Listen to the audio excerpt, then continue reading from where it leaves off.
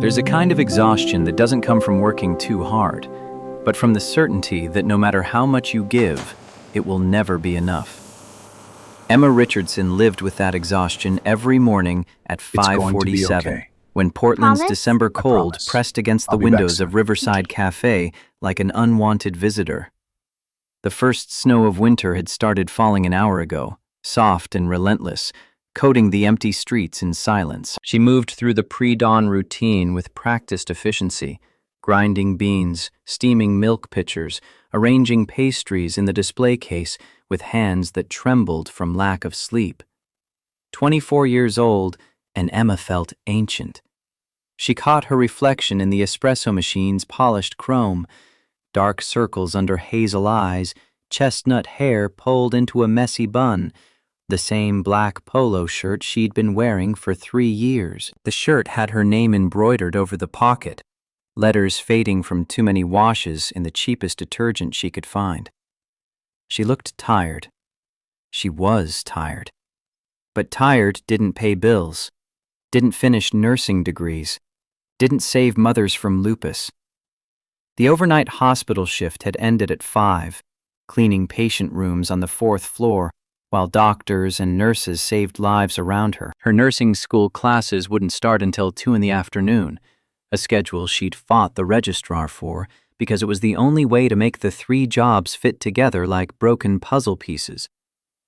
The cafe shift filled the gap between hospital and school, 6 until noon, her hands moving automatically while her mind reviewed pharmacology notes she'd memorized at 3 in the morning between mopping floors. Her mother needed surgery. $180,000. The number lived in Emma's chest like a stone, heavy and immovable. Lupus was destroying Linda Richardson's joints, the autoimmune disease eating away at cartilage and bone with methodical cruelty. Without surgery in the next 60 days, the orthopedic surgeon had said, her mother would spend the rest of her life in a wheelchair. With surgery, Linda might walk normally again, might return to work, might have a chance at the life she'd built before illness stole it. Emma had done the math so many times she saw the numbers in her sleep. 3 jobs brought in $2,800 a month after taxes. Rent took $900. Food, $400 if she stretched every dollar. Her mother's current medications, $1,700. Student loans, minimum payments only, $200. That left her with negative $400 before accounting for gas, electricity, her phone, the car insurance she couldn't afford to drop. Her savings account held $5,200. 3 years of scraping together $5 here, $10 there, selling everything she owned that wasn't essential. She needed $180,000 in 60 days. It was impossible. She knew it was impossible. But knowing didn't stop her from trying. The cafe door chimed at exactly 6 o'clock, the sound pulling Emma from her calculations. She looked up, expecting the usual construction workers who needed coffee before their shift at the new high-rise downtown. Instead, she saw shoes first. Hand-stitched leather Oxfords, the kind that cost more than her monthly rent, gleaming even in the dim morning light. Her gaze traveled up. Charcoal wool overcoat, perfectly tailored. Brooks Brothers, if she had to guess. Then the man's face, and Emma's breath caught despite herself. He was tall, over 6 feet, with a kind of presence that made the small cafe feel smaller. Sharp jawline, dark hair swept back with casual precision that spoke of expensive haircuts and time spent on appearance. His eyes were the color of a winter sky before snow, blue-gray and intense, with shadows underneath that matched Emma's own exhaustion. Mid to late 30s, she guessed, with the controlled bearing of someone who'd learned early that showing weakness meant losing ground. His right hand held a leather briefcase.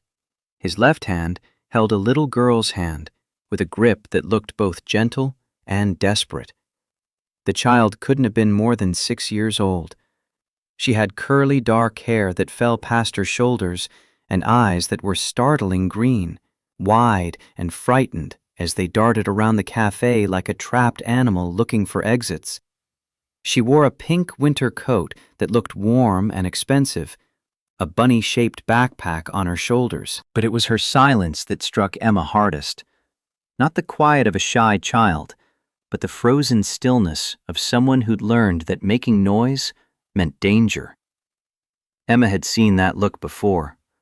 In the hospital, in children who'd survived things no child should survive. In herself, at 12, standing at her father's funeral while adults spoke words that meant nothing. The man approached the counter with measured steps, his expensive shoes silent on the cafe's worn linoleum. His hand never left his daughter's. Emma noticed his knuckles were white from gripping too hard, and the little girl's hand looked pale in his, but she wasn't pulling away. If anything, she pressed closer to his leg. His voice, when he spoke, was low and controlled, with just a hint of something breaking beneath the surface. "Good morning. Double espresso. And warm milk with cinnamon for my daughter." Emma's nursing training kicked in automatically, cataloging details. He ordered for the girl because she wasn't speaking. The child's eyes tracked every movement Emma made, but her mouth stayed closed, lips pressed together like she'd forgotten how to form words. The father's shoulders were tense enough that Emma could see the strain through his expensive coat, and his jaw kept clenching and unclenching in a rhythm that spoke of barely contained stress. She gentled her voice the way she'd learned to do with frightened patience. "Hi there. What's your name?"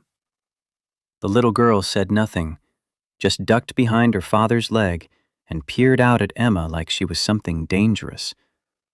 The man's face shifted into an expression Emma recognized, apology mixed with bone-deep weariness. "I'm sorry. She hasn't spoken in 2 years. Since her mother died." The words landed like a punch. Emma's hands stilled on the espresso machine. 2 years. This child had been silent for 2 years, trapped in whatever grief or trauma had stolen her voice. And this man, this wealthy stranger in his expensive clothes, carried that weight in every tense line of his body. She forced herself to focus, to be professional. "That's okay, you don't have to talk. But I bet you'd like a cinnamon roll, right? I make them myself." The tiniest movement. The girl's head bobbed once, just barely, but it was a response. Emma clung to it like a lifeline. She'd been making cinnamon rolls since she was 10, learning from her grandmother before cancer took her. The recipe lived in her hands now, muscle memory from 1,000 mornings of rolling dough and mixing cinnamon with sugar. She worked quickly, pulling fresh dough from the warmer and shaping it with practiced fingers. But instead of the traditional spiral, she formed it into a rabbit shape, matching the backpack on the girl's shoulders. 2 small raisins became eyes. A cinnamon heart went in the center. When she plated it, she grabbed a napkin and wrote in careful letters, "For Sophie the Brave," with a small rabbit drawing next to the words.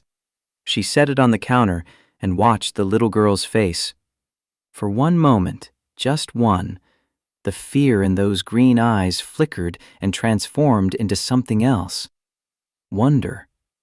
Joy. The ghost of what this child might have been before grief buried her alive. Her mouth opened slightly, not to speak, but in surprise, and the corners lifted in what might have been a smile if it had been allowed to fully form. The man saw it too. His entire body went rigid, and Emma heard his sharp intake of breath. She smiled. She hasn't smiled at a stranger in... I can't remember. Emma's throat tightened. She kept her voice steady through force of will. "Food made with love has magic. My grandmother taught me that." He was staring at her now, really looking, and Emma felt uncomfortably visible. She could almost see him cataloging her the way she'd cataloged him, the exhaustion in her face, the name tag that read Emma R. over her faded polo, the kindness in her eyes that she couldn't quite hide despite 3 years of trying to protect herself from caring too much. His expression shifted into something complicated, gratitude and desperation, and a question he wasn't asking out loud. He pulled out his wallet and handed her a $50 bill. The cinnamon roll and espresso cost $12. Keep the change. Pride flared hot in Emma's chest. She'd been accepting charity her whole life, reduced lunch programs in school, sliding scale medical care for her mother, the financial aid that barely covered tuition. Every handout felt like a piece of her dignity being stripped away. I don't need charity. His response came quick and certain. It's not charity. It's gratitude. My daughter smiled because of you. That's priceless. Before Emma could argue, before she could explain that priceless didn't pay for lupus medication or surgery or the electric bill that was overdue, the little girl tugged on her father's hand. She wanted to leave, wanted to escape back to wherever felt safe.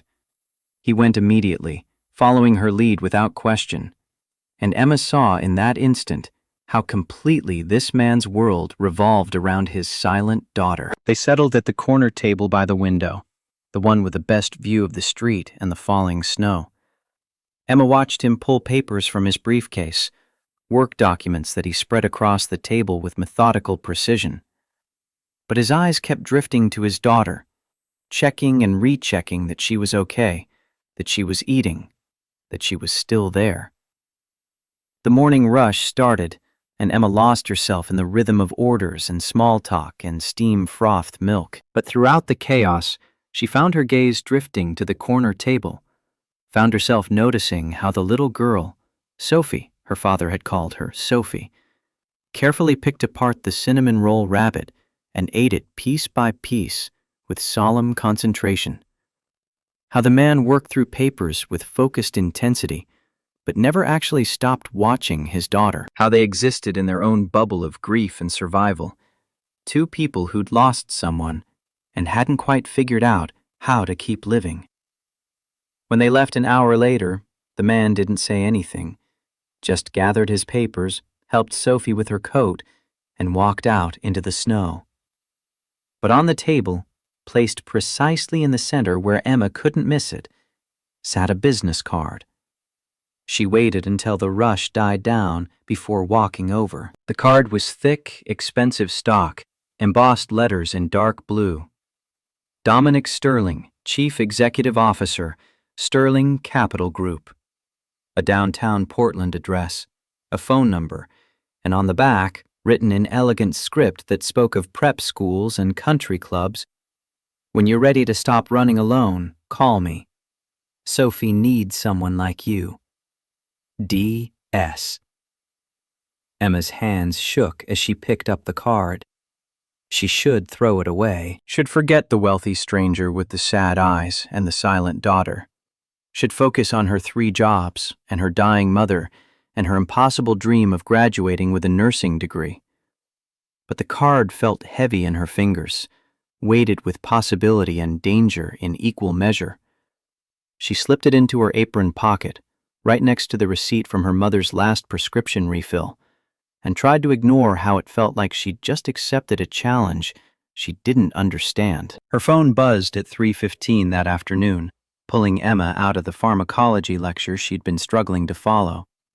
The professor droned on about drug interactions and contraindications, while Emma's exhausted brain tried to absorb information that refused to stick.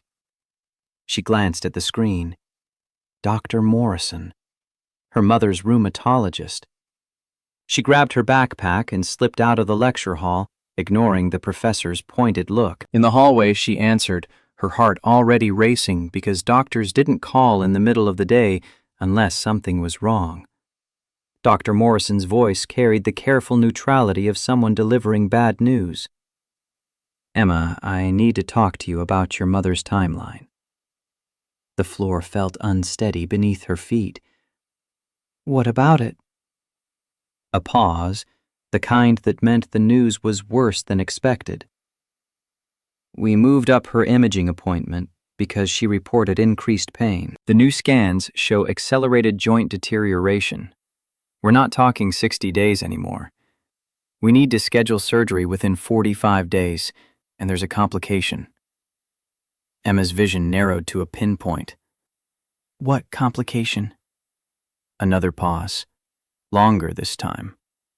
"Post-operative care will be more intensive than we initially projected. She'll need full-time nursing supervision for at least 6 weeks following the procedure. Someone with medical training who can monitor for infection, manage pain medication, assist with physical therapy. The recovery facility we discussed won't accept patients without insurance that covers extended care, and your mother's policy specifically excludes." The rest of the words became white noise. Emma's mind was already doing the math, the numbers spinning out into impossibility. Surgery in 45 days instead of 60. $180,000 up front, non-negotiable. 6 weeks of full-time nursing care that she'd have to provide herself because hiring someone would cost another $12,000 they didn't have, which meant taking 6 weeks off from all 3 jobs, which meant losing all 3 jobs because none of them offered medical leave for part-time employees. She couldn't work for 6 weeks and keep paying rent. Couldn't pay for her mother's current medications without her cafe wages. Couldn't afford spring semester tuition if she missed the grocery store shifts. The numbers cascaded through her head like a waterfall, each one crushing the next, until she couldn't breathe. Dr. Morrison was still talking, something about payment plans and charity care applications and social services, but Emma had heard it all before. She'd spent 3 years navigating the labyrinth of the healthcare system designed to help people who could afford to be helped. Her mother made just enough at her part-time paralegal job to disqualify her from most assistance programs, but nowhere near enough to actually pay for treatment. Emma forced air into her lungs and words out of her throat. "I understand. Thank you for calling." She ended the call and stood in the empty hallway, the business card in her pocket suddenly feeling like it weighed 1,000 pounds. "When you're ready to stop running alone, call me." The stranger's handwriting swam in her memory. "Sophie needs someone like you." She pulled out the card and stared at it. Dominic Sterling, CEO. Someone who could drop a $50 bill for a $12 order without blinking. Someone who'd looked at Emma's exhausted face and seen something worth noticing. Someone whose daughter had smiled at a cinnamon roll rabbit when she hadn't smiled at strangers in 2 years. Emma's thumb hovered over her phone's keypad. Every instinct screamed at her to handle this alone, to figure it out the way she always figured things out, through sheer force of will and refusing to give up. But alone wasn't working anymore. Alone was leaving her mother in a wheelchair and Emma herself running on fumes until she burned out completely. She dialed before she could talk herself out of it. He answered on the second ring, his voice carrying the same controlled exhaustion she'd heard that morning. Dominic Sterling. Her own voice came out smaller than she wanted. "Mr. Sterling, this is Emma. From the cafe. You left your card and said, you mentioned a job?" The pause on the other end felt loaded with too much weight. When he spoke again, something shifted in his tone, tension releasing like a held breath. "Emma, yes. Thank you for calling. Can you come to my office tomorrow morning? Before your cafe shift, say 5 o'clock? 5 in the morning meant leaving her apartment at 4:30, which meant sleeping even less than usual. But desperation made the decision easy. "Yes, I'll be there." The Sterling Capital Group building dominated downtown Portland's skyline, all glass and steel, and the kind of modern architecture that screamed money and power. Emma stood on the sidewalk at 4:55 in the morning. staring up at the lit windows on the 32nd floor and trying not to feel like she was walking into a trap. Snow fell around her, the same gentle flakes from yesterday, coating her second-hand winter coat and melting in her hair. The lobby security guard checked her ID against a list and handed her a visitor badge with the kind of professional courtesy that made Emma acutely aware of her worn jeans and scuffed boots. The elevator moved so smoothly she barely felt the ascent, just watched the floor numbers climb higher and higher until the doors opened onto the 32nd floor. Dominic Sterling stood waiting, and Emma had to revise her assessment from the cafe. In his office environment, wearing a perfectly tailored navy suit that probably cost more than her car, he looked like someone who built empires and crushed competition before breakfast. But his eyes held the same shadows she'd seen before, and his tie was slightly crooked, like he'd dressed in a hurry. He extended his hand. "Emma, thank you for coming." His grip was firm but not crushing, his palm warm against her cold fingers. Emma pulled back quickly, maintaining the professional distance that felt increasingly important. "You said you had a job offer." A flash of something crossed his face, approval, maybe, at her directness. "Come to my office. I'll explain everything." The space beyond the reception area was minimalist and expensive. Floor-to-ceiling windows overlooking the city, with the kind of view that people paid millions for. But it was the photographs that caught Emma's attention. Everywhere she looked, silver frames held captured moments of a life that had been Dominic and a beautiful blonde woman radiant with joy. Dominic and the same woman holding a tiny baby wrapped in pink. Recent photos of Dominic and Sophie, but the joy had leached out of them, replaced by a grim determination to survive. He caught her looking, and his jaw tightened. "My wife, Caroline.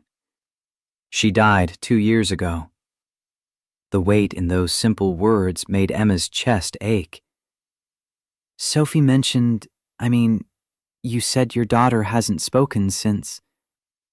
He moved to the window, putting distance between them and the photographs. When he spoke, his voice carried the flat tone of someone reciting facts to avoid feeling them.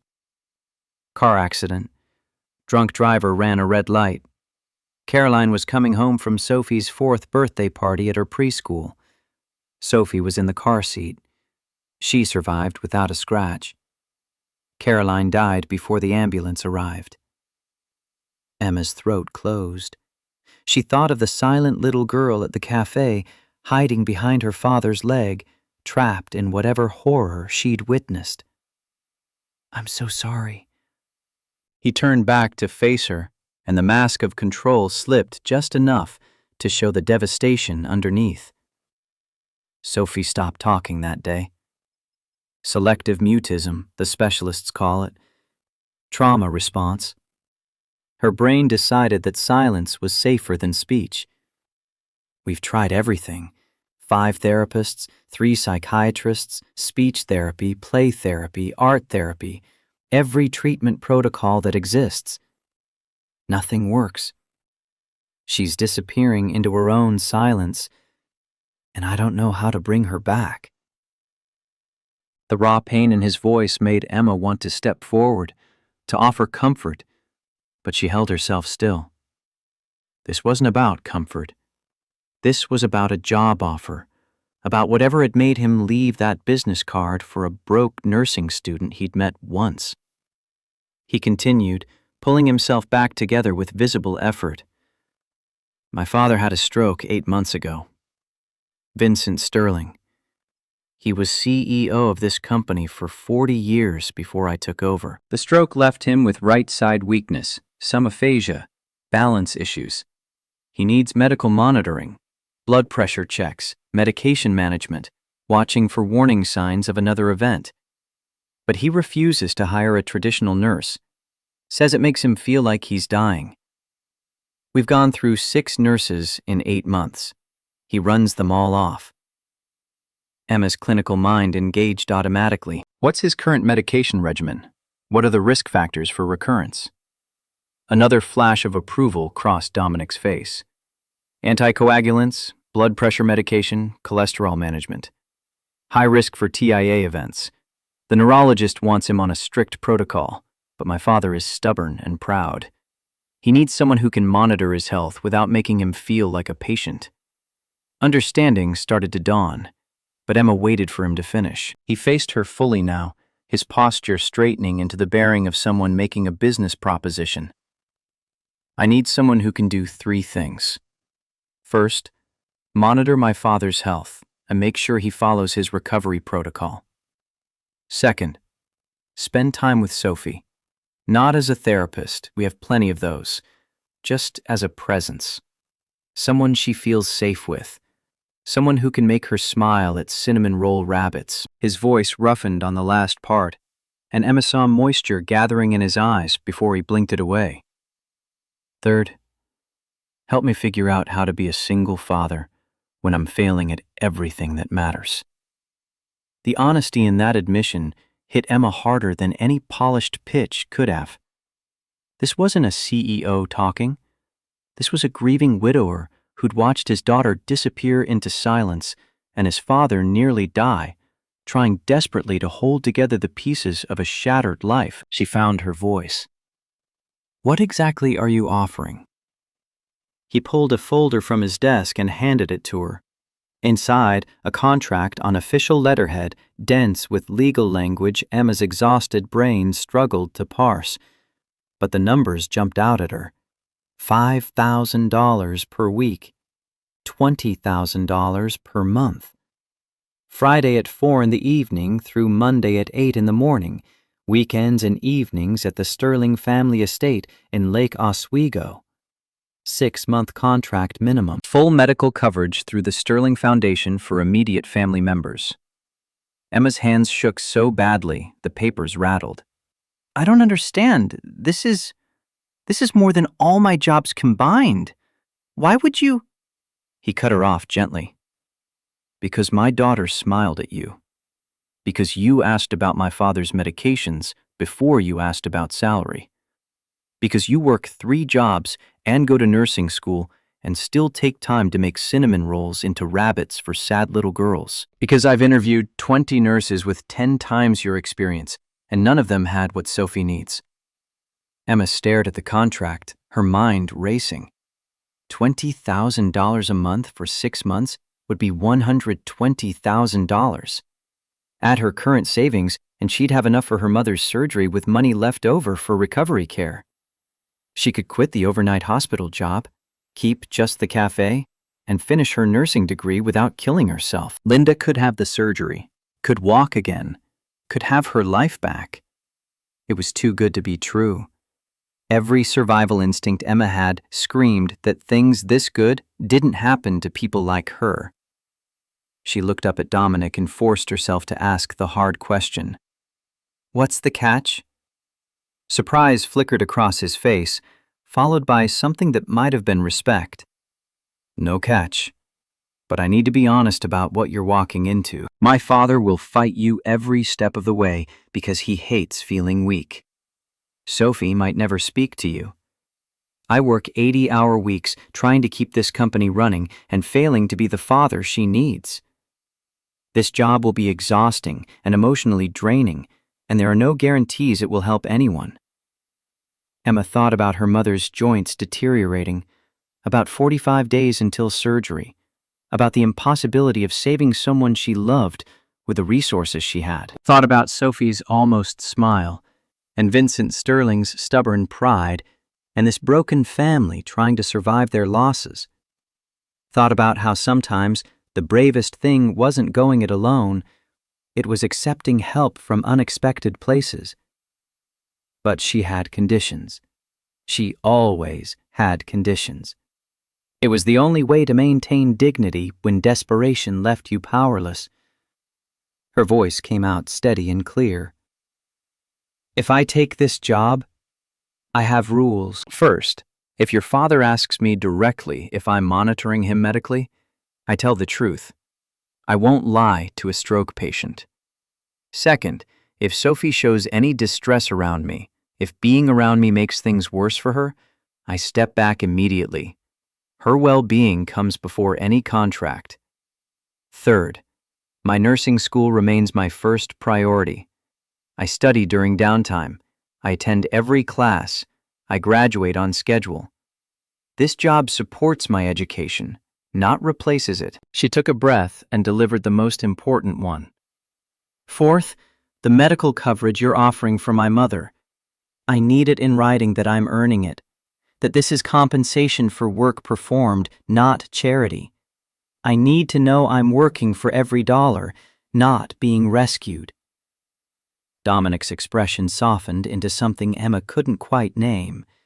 He extended his hand again. All of it. Every condition. I'll have my attorney add them to the contract before you sign. When can you start? Emma's mind spun through logistics. I need to give 2 weeks' notice to my jobs and finish this semester's exams. My last final is December 20th. 2 weeks then. But come meet my father and Sophie this weekend. Make sure you even want this job before you commit. Emma took his hand, felt the warmth of his palm against hers, and the firm certainty of his grip. Something passed between them in that moment, a current of understanding that felt dangerous and necessary in equal measure. She pulled back quickly. Saturday afternoon, 3 o'clock. I'll be there. The Sterling estate sat on 5 acres of prime Lake Oswego real estate, the kind of address that appeared in Portland's society pages and architectural magazines. Emma's car, a 2008 Honda Civic with a concerning engine rattle, felt absurdly out of place on the circular driveway between a Tesla and what looked like a vintage Jaguar. She sat gripping the steering wheel, trying to calm her racing heart, while snow fell gently on the colonial revival mansion before her. White columns, red brick, symmetrical windows. The kind of house that had been passed down through generations, accumulating history and wealth in equal measure. Everything about it spoke of old money and established power, the American aristocracy that pretended it didn't exist while maintaining its grip through connections and capital. Emma forced herself out of the car before fear could paralyze her. The front door opened before she reached it, and a woman in her 60s appeared, wearing practical slacks and a cardigan, her silver hair pulled back in a neat bun. Warm brown eyes assessed Emma with the kind of thorough evaluation that came from decades of managing households and raising children. She smiled, and the warmth seemed genuine. You must be Emma. I'm Dorothy, but everyone calls me Dot. I've been with the Sterling family for 30 years. Come in, you'll freeze standing there. The interior hit Emma with warmth and the scent of something baking, not the sterile museum quality she'd expected, but lived-in comfort. Worn Persian rugs, family photographs on every surface, children's drawings attached to the refrigerator visible through an open kitchen door. Classical music played softly from somewhere deeper in the house, something American and sweeping that Emma couldn't identify. Dot took her coat with practiced efficiency. Mr. Vincent is in the library. He's been growling all afternoon about Dominic hiring another nurse, so fair warning. And little Sophie is upstairs doing something with paints. I'll let Dominic know you've arrived. She disappeared down a hallway, leaving Emma standing in the foyer, feeling completely out of her depth. The house around her represented a life she'd only seen in movies, the kind of generational wealth that came with expectations and obligations she couldn't begin to understand. Footsteps drew her attention. Dominic appeared from the same hallway, wearing jeans and a charcoal sweater instead of his CEO uniform. The casual clothes made him look younger, more approachable, but the tension in his shoulders remained constant. Emma, thank you for coming. He moved toward her, but stopped short of touching, maintaining professional distance. Fair warning, my father knows you're a nursing student. I told him you're here primarily for Sophie, that monitoring his health is secondary. He's still going to test you. I can handle being tested. Something shifted in his expression, approval mixing with relief. I believe you can. This way. He led her through rooms that flowed into each other with the kind of architectural grace that came from careful planning and unlimited budgets. Emma caught glimpses of the life lived here. Sophie's toys organized in a playroom that looked barely touched. A grand piano in the living room with music still on the stand. More photographs documenting happier times. Everything felt frozen, like the house itself was holding its breath and waiting for permission to live again. The library occupied what must have been a converted sunroom, floor-to-ceiling windows overlooking snow-covered gardens. Built-in shelves lined the walls, packed with books organized by some system Emma couldn't determine, and in a leather armchair positioned to catch the afternoon light sat Vincent Sterling. He was reading Hemingway's The Old Man and the Sea, his right hand resting on the armrest with the slight tremor Emma's trained eye immediately catalogued as post-stroke neurological damage.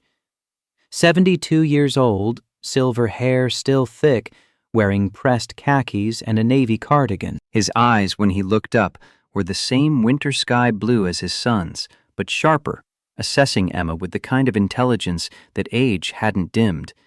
He didn't stand, didn't smile, just closed his book with deliberate slowness and spoke with the kind of refined East Coast accent that came from generations of privilege. So, another nurse my son hired to babysit me. Emma had learned long ago that honesty served her better than deference. She met his gaze without flinching. I'm not a nurse yet, nursing student, and I'm here to help your granddaughter primarily. You're secondary. Silence descended like a physical weight. Dominic went rigid beside her, clearly expecting his father to explode. But Vincent's eyebrows lifted, and something that might have been amusement flickered across his face. At least you don't lie. The others all pretended to be companions or housekeepers. He leaned back in his chair, studying her with renewed interest. Mr. Sterling, I'm 24 years old. I work 3 jobs. I don't have time for games. Your son offered me employment. If you don't want me here, I'll leave, but I won't pretend to be something I'm not. The corners of his mouth twitched upward. You have spirit. My wife had that spirit. Grace. She was a nurse too, at Massachusetts General before we married. Took exactly 0 of my nonsense. His expression softened with memory. She would have liked you. Movement at the library door drew everyone's attention. Sophie stood there, silent and watching, wearing paint-stained overalls and holding something behind her back. Her green eyes locked on Emma with the same fearful recognition from the cafe. Emma gentled her voice and lowered herself to Sophie's eye level. Hi, Sophie. Remember me? From the cafe? No response, but Sophie's hand moved slightly, revealing what she'd been hiding. The napkin Emma had drawn the rabbit on, carefully pressed flat and protected in a plastic page protector like it was something precious. Emma's throat tightened. This child had kept a throwaway napkin, had preserved it like treasure. I brought cinnamon rolls. Want to help me warm them up? Sophie hesitated, her small body coiled with the tension of someone perpetually ready to flee. Her eyes moved to Dominic, silently asking permission. He nodded, his voice rough with emotion. You can go with Miss Emma if you want, sweetheart. For one eternal moment, Sophie didn't move. Then, with the kind of courage that breaks hearts, she crossed the space between them and placed her small hand in Emma's. Her palm felt impossibly delicate, her fingers cold despite the warm house. Emma stood slowly, careful not to spook this fragile trust.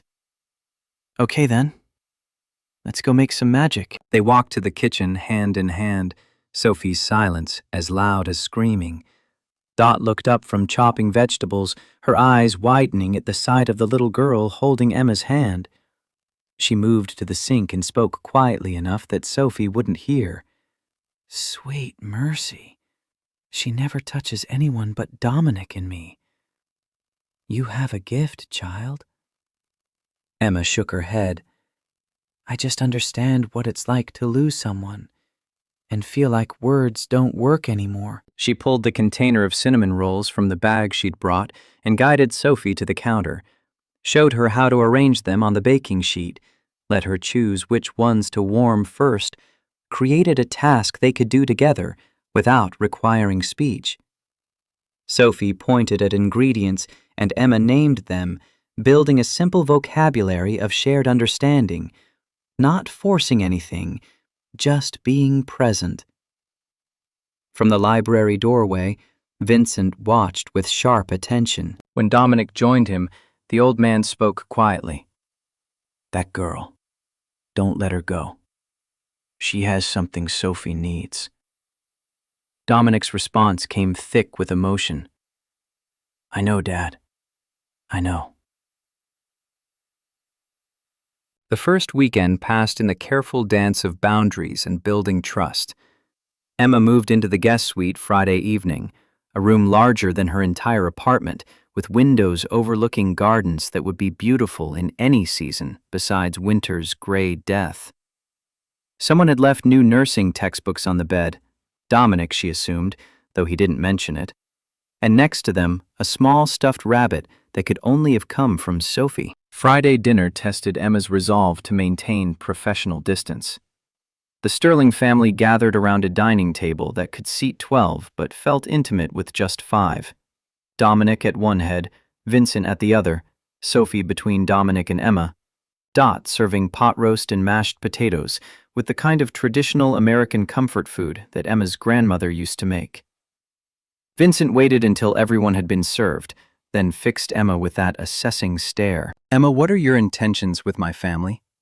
Dominic started to object, but Emma spoke first. "To keep you healthy so your son doesn't lose another person he loves, and to help Sophie feel safe enough to find her voice again. No promises, just honest effort." The answer seemed to satisfy him. He nodded and began eating, but Emma felt the test continuing beneath the surface. This was a man who'd built an empire through reading people and identifying weaknesses. She'd have to prove herself worthy of his granddaughter and his trust. Sophie tugged Emma's sleeve, her small fingers insistent. She pointed at the mashed potatoes. "You want more?" A nod, solemn and certain. Emma served her, then used the gravy to draw a smiley face on top.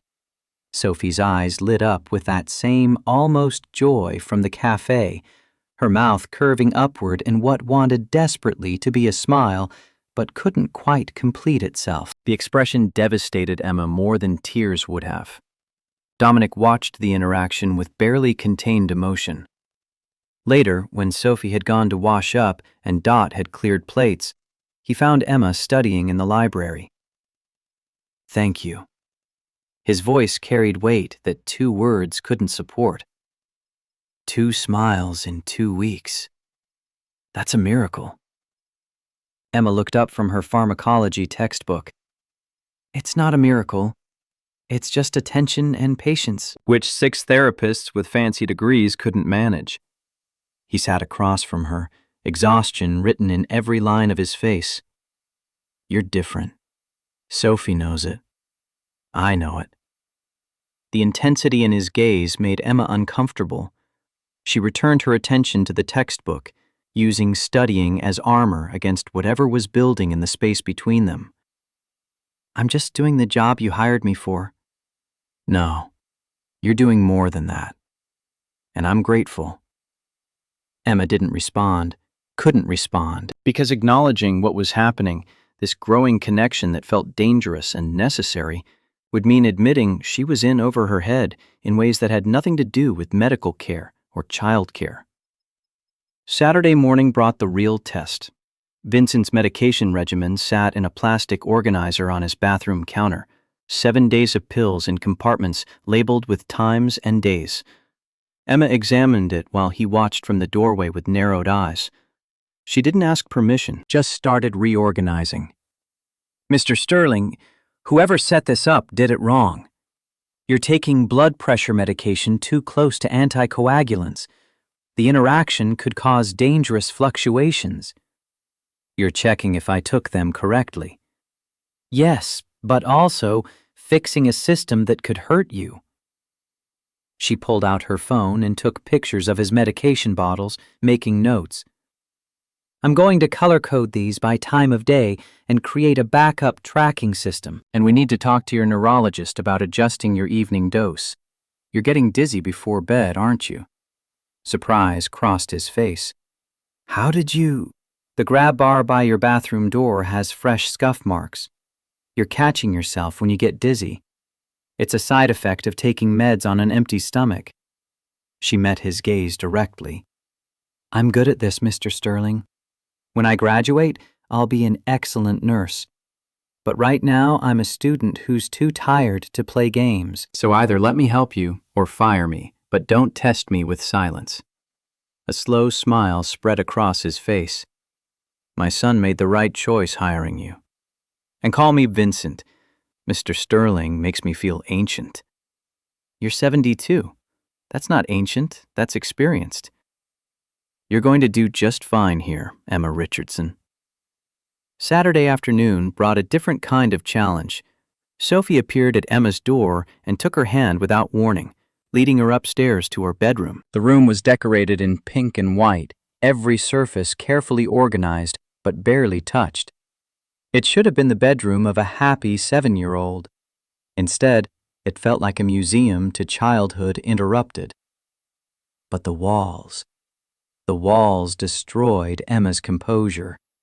Drawings covered every available space, and all of them were dark.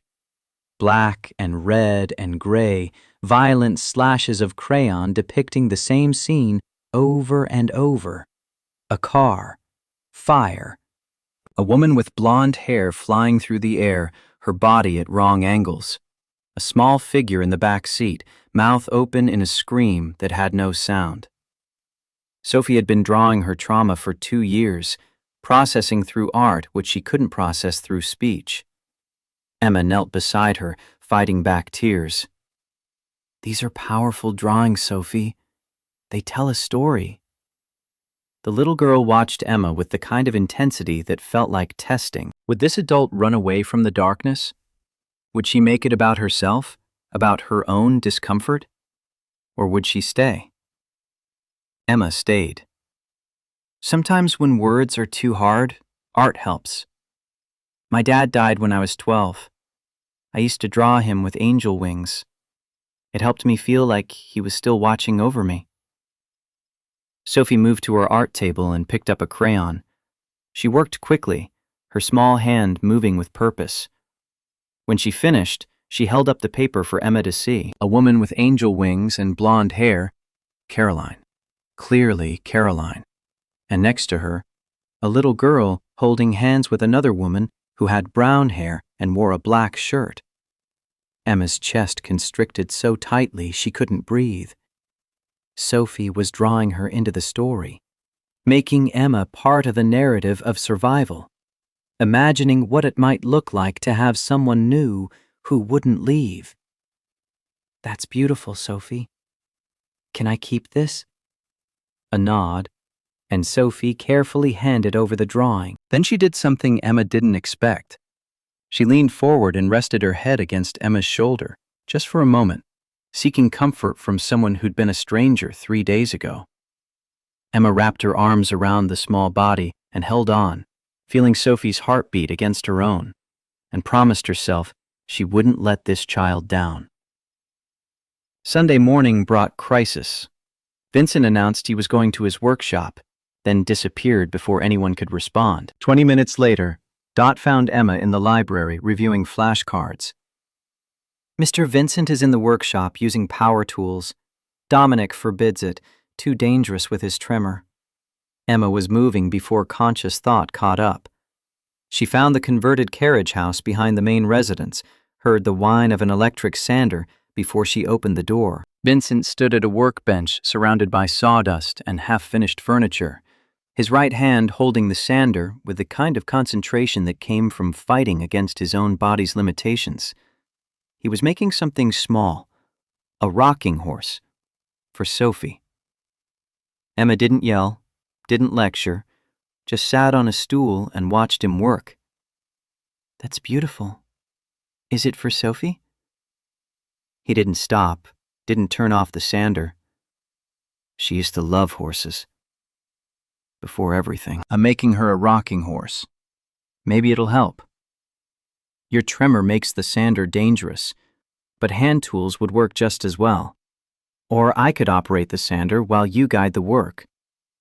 The sander went silent. Vincent looked at her with something like surprise. "You're not going to tell Dominic I'm breaking his rules? You're not trying to hurt yourself. You're trying to help your granddaughter. Why would I stop that?" He studied her for a long moment, then smiled. "All right then, let's work together." They spent 3 hours finishing the rocking horse, Vincent teaching Emma about wood grain and joinery while she operated the power tools under his direction. He talked about building furniture when he was young, about teaching Dominic to work with his hands, about how creating something beautiful felt like controlling at least one small piece of a chaotic world. When Dominic found them later, the rocking horse was complete, painted white with a pink mane, delicate and perfect. His face cycled through shock and anger before landing on something softer. "Dad, power tools," Vincent cut him off. "With Emma's help. She's smarter than you give her credit for. And look." He held up the rocking horse, and Dominic's expression transformed into pure emotion. "Dad, it's beautiful. She'll love it." Sunday evening arrived too quickly. They gathered in the living room, Emma, Dominic, Vincent, Sophie, Dot, and presented the rocking horse. Sophie's eyes went huge when she saw it. She touched it carefully, as if afraid it might break, then climbed on and rocked gently. And then she started crying. Silent tears streamed down her face, her small body shaking with the force of emotions too big to contain. Dominic dropped to his knees beside her. "Sweetheart, what's wrong? Don't you like it?" Sophie shook her head violently. She loved it, that was clear, but couldn't express the overwhelming gratitude and grief and joy tangled together in her chest. Emma had an idea. "Sophie, can you show us? With a drawing?" The little girl nodded frantically and scrambled off the horse. She grabbed crayons and paper from the coffee table and drew with desperate speed. A rocking horse. Vincent. Emma. Hearts everywhere, surrounding all of them. Dominic was crying now, too. "She loves it. Oh, God, she loves it." Emma knelt beside Sophie, whose tears showed no sign of stopping. "Do you know what we should call this horse? She needs a name." Sophie's mouth opened. Everyone froze, holding their collective breath like one wrong move might shatter this fragile moment. A whisper, barely audible. The first word this child had spoken in 2 years. "Hope." The sound of that single word broke something fundamental in the room. Dominic gathered Sophie into his arms, sobbing openly. "You spoke, baby. You spoke. Say it again." Sophie buried her face in her father's shoulder, but whispered again, stronger this time. "Hope. Her name is Hope." Vincent sat down hard in his chair, one hand pressed to his chest. Emma moved to check on him automatically, medical training overriding everything else, but he waved her off. I'm fine. Dot was crying in the doorway, her hands pressed to her mouth, and Emma stood in the center of this family's breakthrough, feeling simultaneously essential and intrusive, necessary and dangerous. Later that night, After Sophie had finally fallen asleep, still whispering the word hope like a prayer, Emma found herself on the terrace despite the cold. She had pharmacology notes spread on the outdoor table, trying to study despite emotional exhaustion that made the words swim on the page. Footsteps announced Dominic's arrival. He didn't ask permission, just sat across from her with 2 mugs of hot chocolate. "You should be celebrating. You just witnessed a miracle." "I have a midterm Monday. Life doesn't stop for miracles." He pushed 1 mug toward her. "Emma, thank you. For my daughter, for my father, for everything. I'm just doing the job you hired me for." "No." The word came out fierce and certain. "You're doing what 6 therapists couldn't do. You gave Sophie a reason to hope. You gave me a reason to hope." He reached across the table and covered her hand with his. The touch sent electricity through Emma's nervous system, her body responding to the warmth and gentleness in ways that terrified her. "When Caroline died, I thought I'd never feel anything but grief again. But watching you with Sophie, watching you bring my family back to life, I feel something. Something I don't have words for yet." Emma pulled her hand back, professional boundaries reasserting themselves through sheer force of will. "Dominic, I'm your employee. We can't." "I know." He ran both hands through his hair, frustration and longing written in every line of his body. "I'm sorry. I just needed you to know. You're extraordinary." Before Emma could respond, before she could articulate the 1,000 reasons why this was a terrible idea, Sophie appeared in the doorway. Her pajamas were decorated with bunnies, her hair loose around her shoulders, and her voice when she spoke was still barely a whisper, but it was voice. "Miss Emma, I can't sleep." Emma stood immediately, gratitude flooding through her for the interruption. "Want me to read you a story?" Sophie nodded and took Emma's hand, leading her back inside towards safety and clear boundaries and the job she'd been hired to do. But as they walked away, Emma felt Dominic's gaze following them, felt the weight of whatever was building between them pressing against her resolve like water against a dam. She'd come here to save her mother, to earn money for surgery and survival. She hadn't anticipated falling into this family's orbit with the kind of gravitational pull that made escape seem impossible. Hadn't anticipated caring about a silent girl finding her voice, or a stubborn old man learning to accept help, or a grieving widower learning to hope again. Emma Richardson had spent her whole life running alone, convinced that accepting help meant losing herself. But standing in Sophie's pink and white bedroom, reading Goodnight Moon, while a formerly silent child whispered the words along with her, Emma felt something shift in her chest, felt the walls she'd built around her heart developing cracks that let light and warmth and terrifying possibility seep through. Sophie fell asleep halfway through the 2nd story, her small hand still clutching Emma's sleeve. Emma carefully extracted herself and stood watching this child breathe, watching her chest rise and fall in the peaceful rhythm of sleep, untroubled by nightmares for once. She thought about 45 days until her mother's surgery, about the contract in her backpack that would solve every financial problem she'd ever had, about the family downstairs that needed her in ways that went beyond job descriptions and professional boundaries, about the word hope, whispered by a child who'd been silent for 2 years. Emma turned off the light and left the door cracked the way Sophie liked it, walked back to her own room and lay in the darkness, listening to snow fall outside her window. Listened to this house settle around her, creaking with the weight of its history and the people inside trying desperately to survive their losses. And Emma, who'd spent 3 years running on empty, who'd convinced herself that strength meant never needing anyone, felt the first stirrings of something she'd thought she'd lost when her father died. Felt the possibility that maybe, just maybe, home wasn't a place you ran from.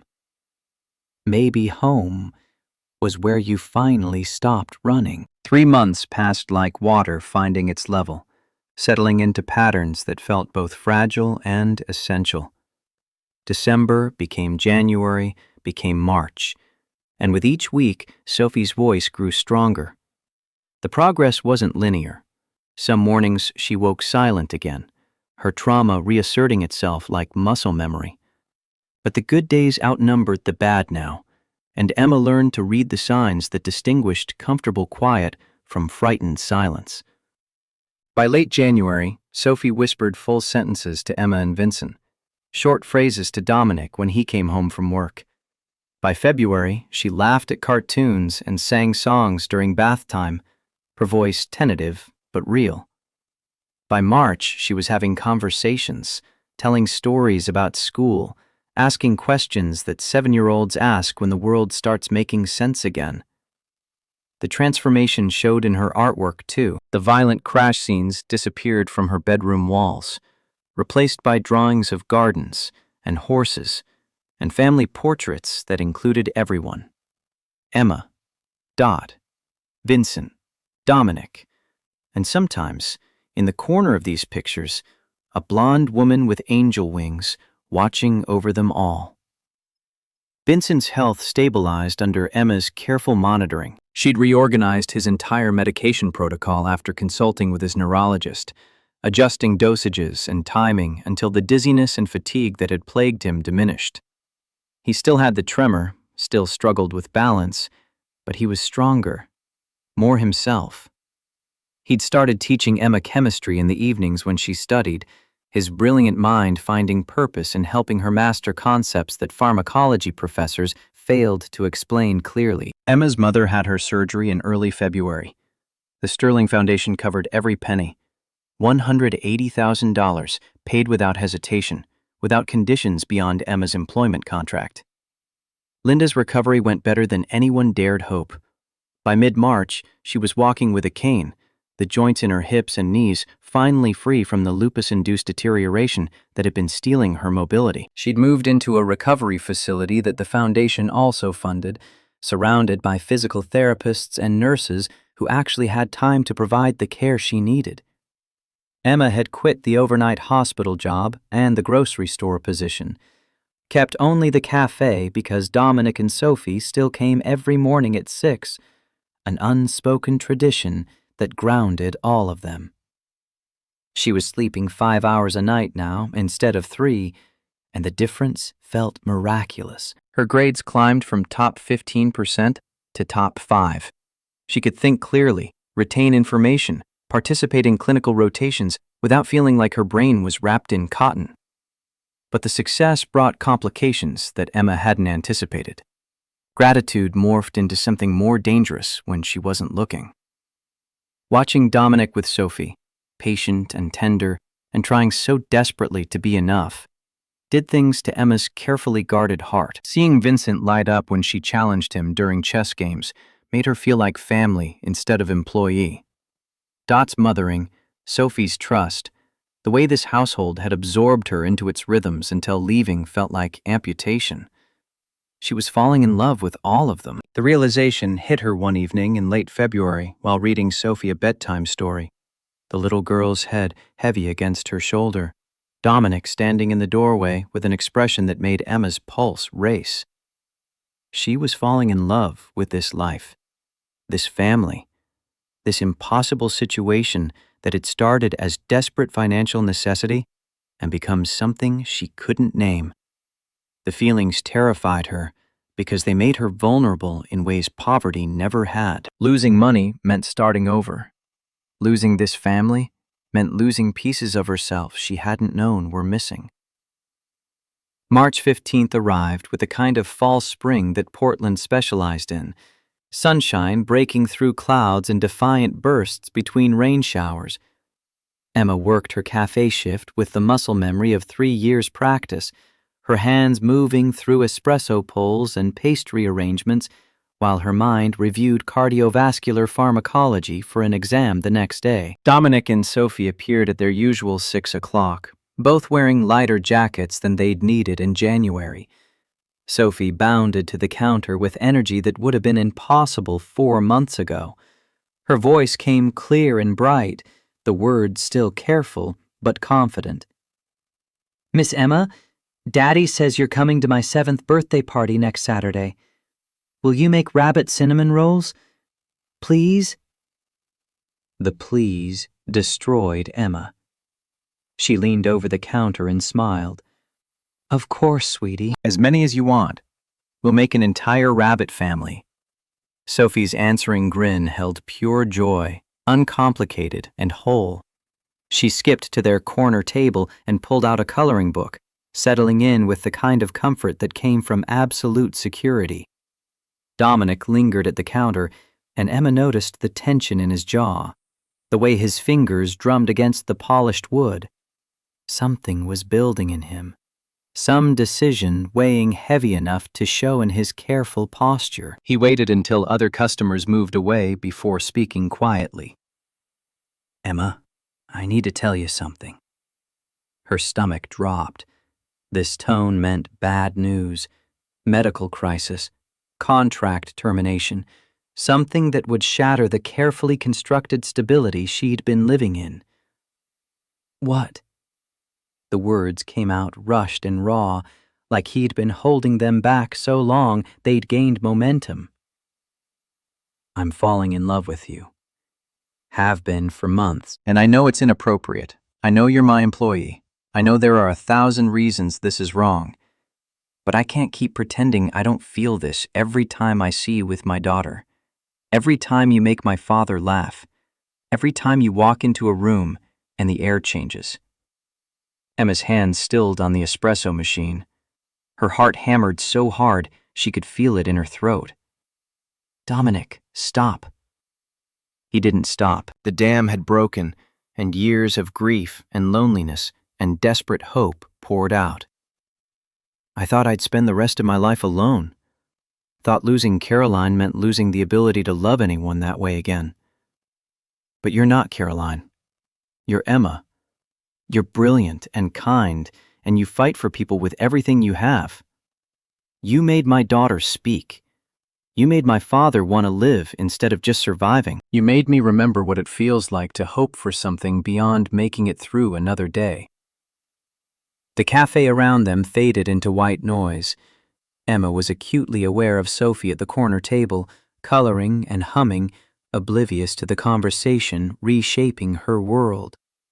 Aware of other customers waiting for drinks, aware that her hands were shaking and her throat was tight, and everything Dominic had just said echoed feelings she'd been trying desperately to suppress. She forced herself to meet his eyes. "I feel it too." Hope flared in his expression, bright and painful.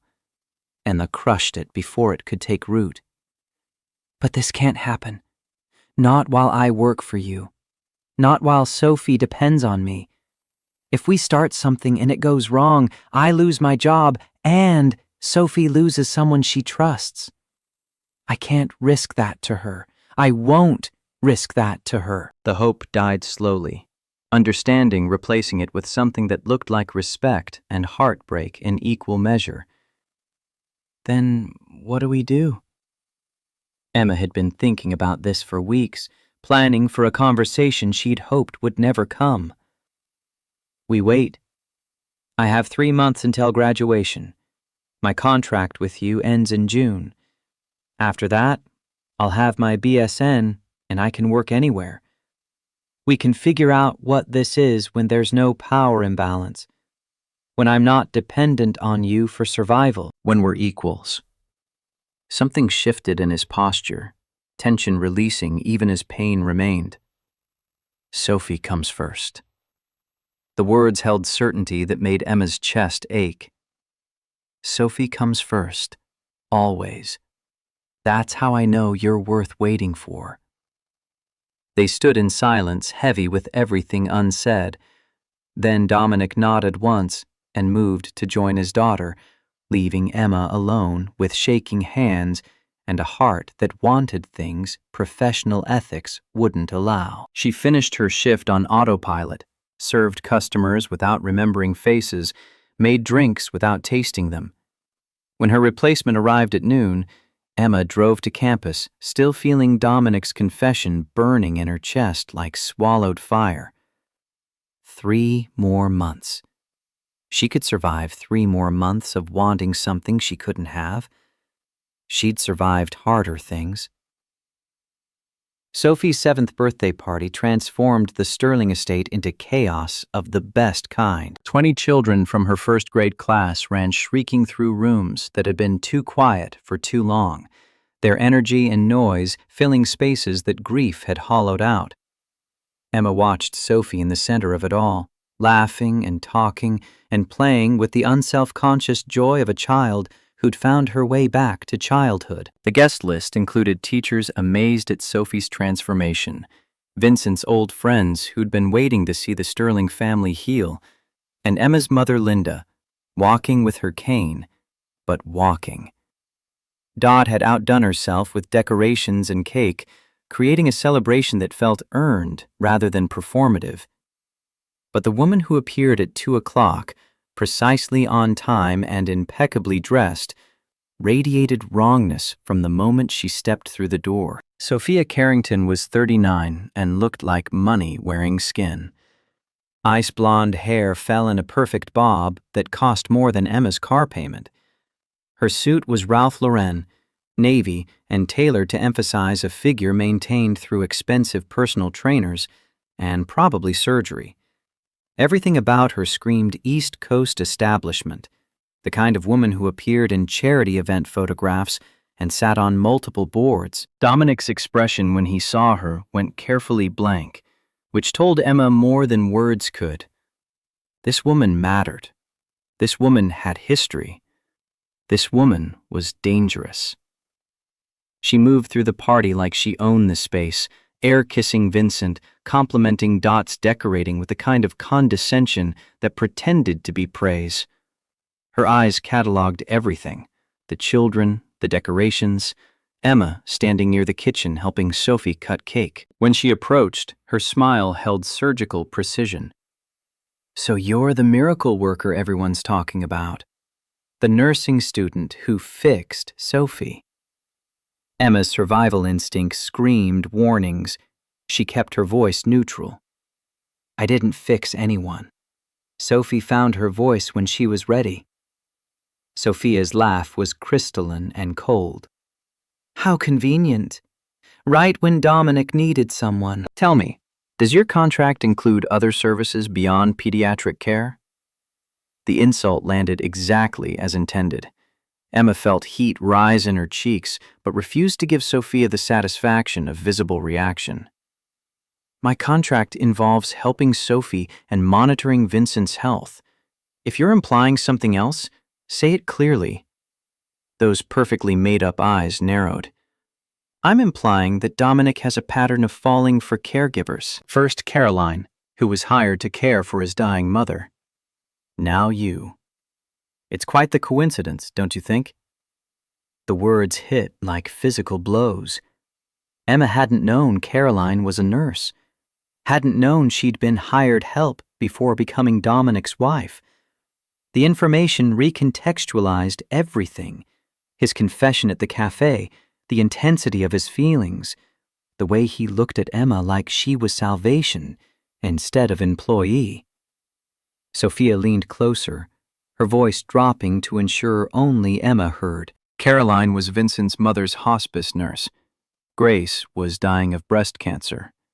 Dominic fell madly in love with the woman caring for her. They married 6 months after Grace died. Very romantic. Very tragic. And then Caroline died in that accident, and here we are again. Dominic falling for another caregiver. History repeating itself. She straightened, her smile sharpening. "So my advice? Don't get too comfortable. The Sterling men love broken birds. But once you're healed, Once you're strong and independent and don't need saving anymore, they get bored. Ask yourself, does Dominic love you, or does he love having someone to rescue? Sophia walked away before Emma could respond, leaving poison spreading through her veins. Every interaction with Dominic suddenly looked different through this new lens. Had he hired her because Sophie needed help, or because he needed someone to save? Was his confession real, or was Emma just playing Caroline's role in a script Dominic kept repeating? The party continued around her, but Emma felt disconnected, watching from behind glass. She smiled at Sophie opening presents, helped clean up cake, made appropriate small talk with other guests. But inside, doubt had taken root and was growing with vicious speed. That night, after the last guest had left and Sophie had fallen asleep surrounded by new toys, Emma found Dominic in the library. He was staring at financial reports without seeing them, his tie loosened and jacket discarded, exhaustion written in the slope of his shoulders. She didn't sit, didn't soften her voice. "You never told me Caroline was a nurse, that she was hired to care for your mother." He looked up sharply, understanding dawning. "Sophia talked to you. She told me you have a pattern. Falling for caregivers. Falling for women who need rescuing. Is that what I am, Dominic? Am I just Caroline's replacement? Another broken bird for you to fix?" Anger flashed across his face, hot and defensive. "Sophia is bitter because I never loved her. We were engaged 10 years ago, before I met Caroline. I ended it when I realized I was settling. She's been on the board ever since, waiting for me to fail." "That doesn't answer my question." Emma's voice came out harder than she intended, fear making her cruel. "Tell me the truth. About Caroline. About why you really hired me." He stood, moving around the desk but keeping distance between them. When he spoke, the words carried the weight of old pain. "Yes, Caroline was a nurse. She cared for my mother during the last 6 months of her life. And yes, I fell in love with her. But not because she was a caregiver. Because she was Caroline. Kind and strong, and unflinchingly honest about death, when everyone else wanted to pretend my mother might recover. She made dying bearable for someone I loved. That's who she was." His voice roughened. "She died because I was careless. I was supposed to pick her up from Sophie's party, got stuck in a meeting about a merger that doesn't even matter now. She took a cab instead. The drunk driver who hit her ran a red light going 60 in a residential zone. She died before the paramedics arrived, and I've lived with the guilt of that for 2 years, that my ambition and my inability to leave work cost my wife her life and my daughter her mother." Emma wanted to step forward to offer comfort, but held herself still. "And me? Did you hire me because Sophie needed help, or because you needed someone to save?" "Both." The honesty surprised her. "I saw you in that cafe, exhausted and brilliant and fighting so hard to keep going, and yes, I wanted to help.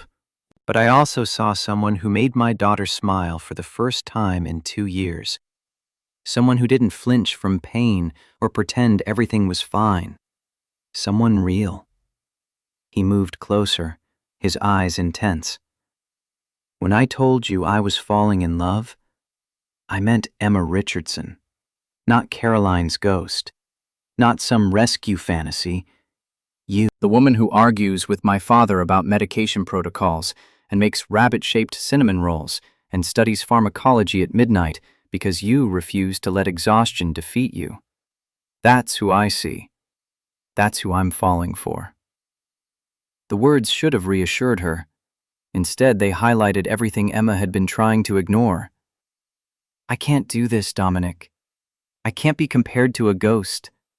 I can't compete with a memory. I think I need to finish my contract and find a different job after graduation. This is too complicated." Devastation crossed his face. "Emma, please." Sophie's voice cut through the tension, small and frightened. "No, Miss Emma, don't leave. Please don't leave like Mommy did." They both spun. Sophie stood in the library doorway wearing her pajamas, tears streaming down her face, her small body shaking. She'd heard everything.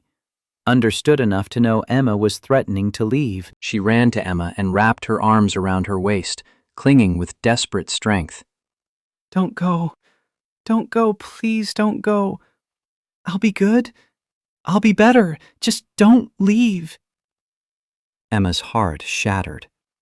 She dropped to her knees and gathered Sophie close, feeling the little girl's tears soak into her shirt.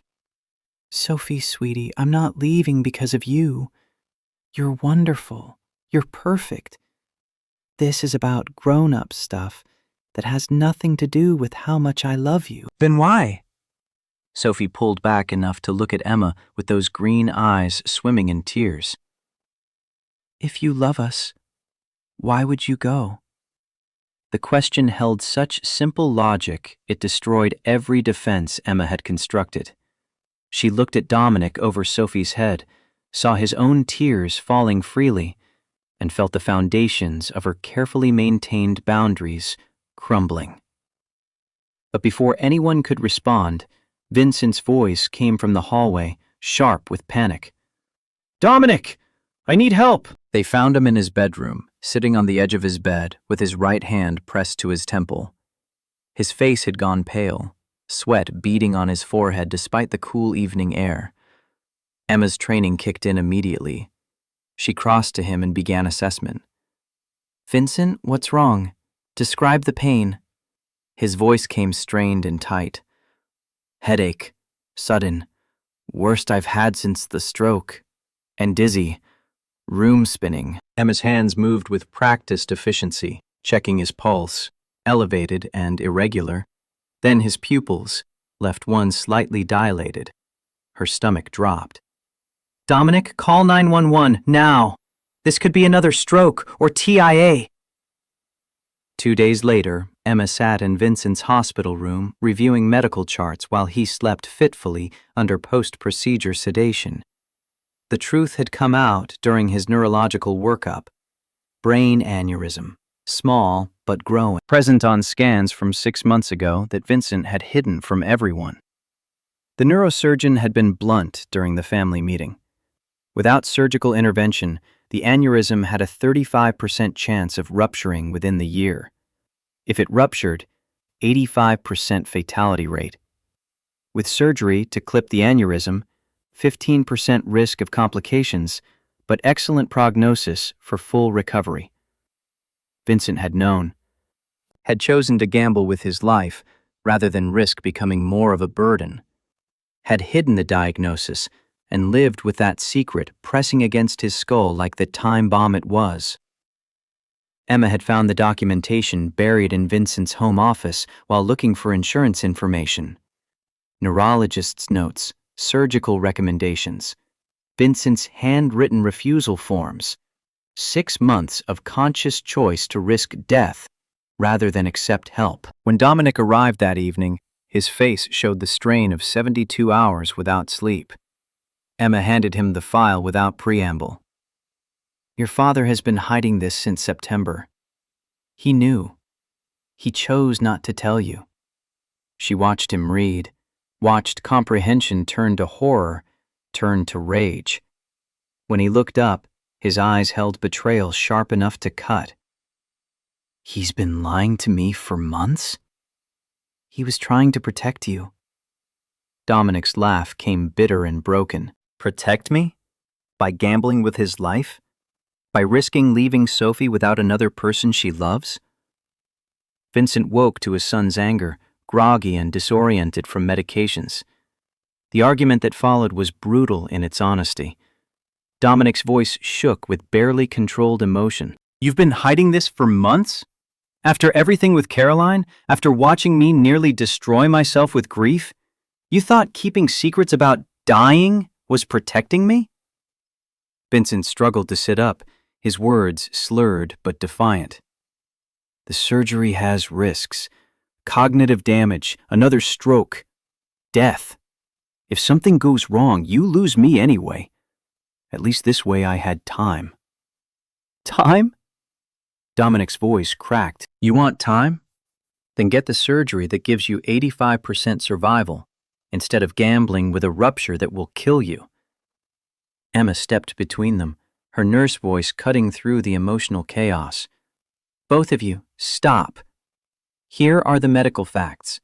Without surgery, Vincent has a 35% chance of aneurysm rupture within 12 months. If it ruptures, 85% chance of death or severe disability. With surgery, 15% risk of complications, but 85% chance of full recovery and normal life expectancy. She looked at Vincent directly. The math is clear. Surgery is the rational choice. But you're not making a rational choice. You're making an emotional one based on fear. And that's understandable, but it's also selfish. Vincent's eyes narrowed. Selfish? Yes. Emma didn't flinch. Sophie just got her voice back. She's healing from trauma. She needs stability and security and people she loves being alive and present. You choosing to risk death rather than risk surgery is choosing your fear over her needs. The words landed hard. Vincent's expression shifted from defiance to guilt. Emma's voice gentled but remained firm. I already lost my father to an accident I couldn't prevent. I won't lose you to stubbornness I can prevent. So here's what's happening. Either you agree to the surgery, or I quit. I can't watch you die by choice. I won't enable that. Dominic stared at her. Emma. She cut him off. I mean it. I'll finish out the week. I'll help transition Sophie's care to someone else. But I can't stay and watch Vincent commit slow suicide while pretending it's courage. Vincent's face crumpled. You'd leave Sophie? I'd leave because staying would hurt her more.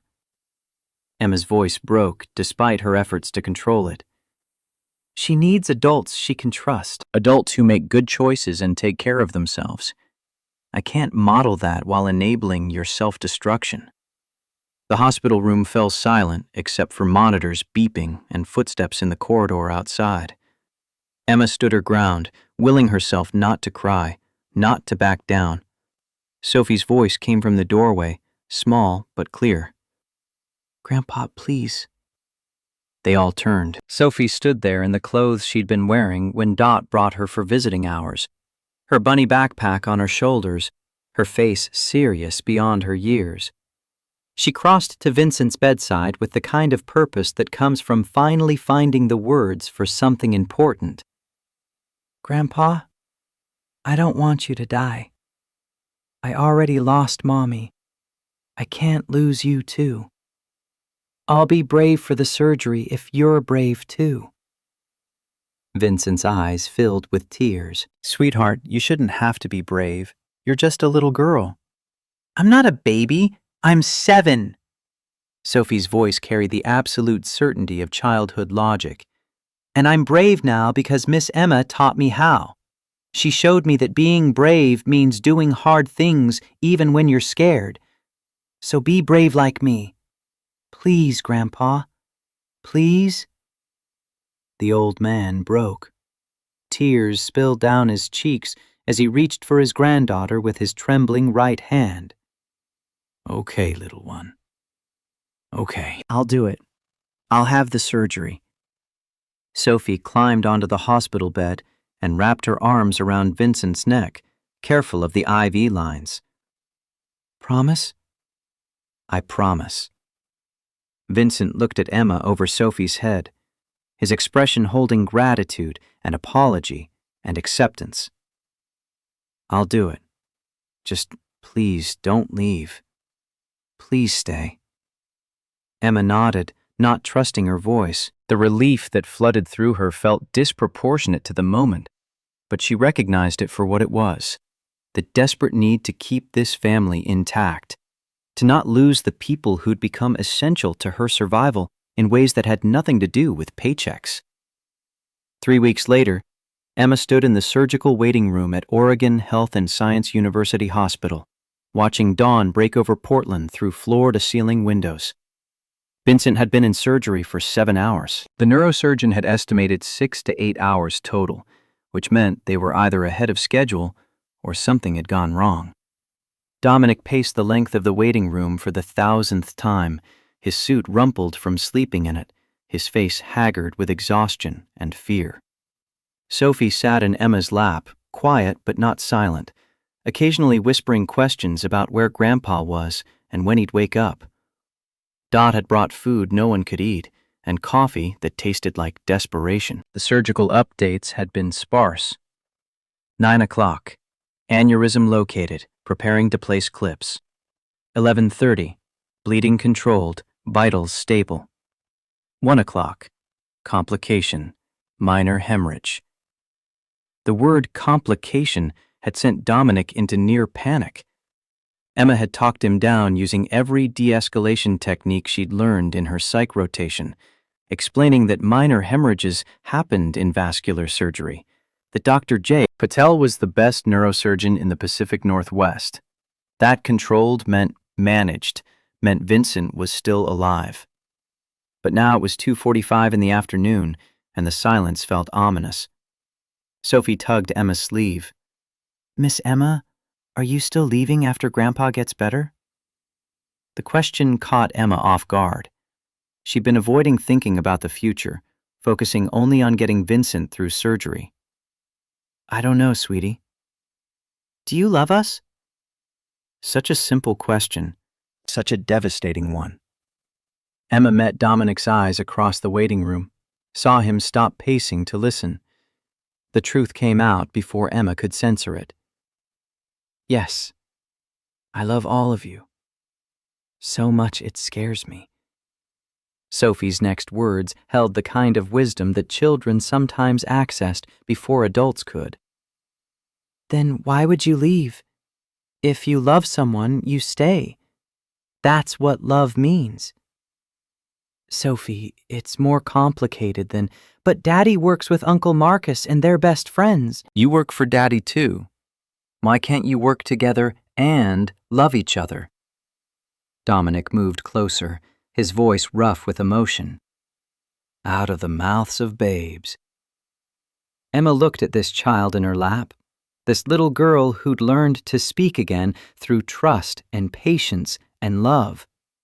Looked at Dominic, who'd offered her a way out of impossible circumstances and asked nothing in return except that she care about his family. Looked at the life she'd built over 3 months, school, stability, purpose, belonging.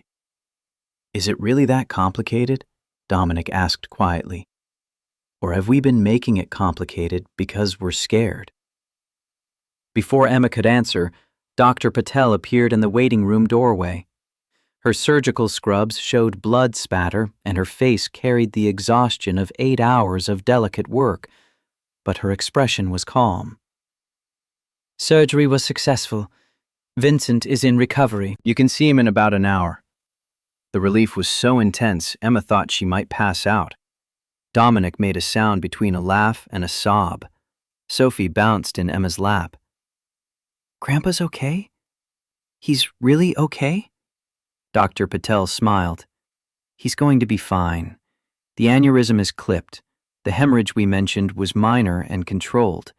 Barring complications in the next 72 hours, he should make a full recovery." Dominic crossed the space between them and pulled Emma into a hug so tight she could barely breathe.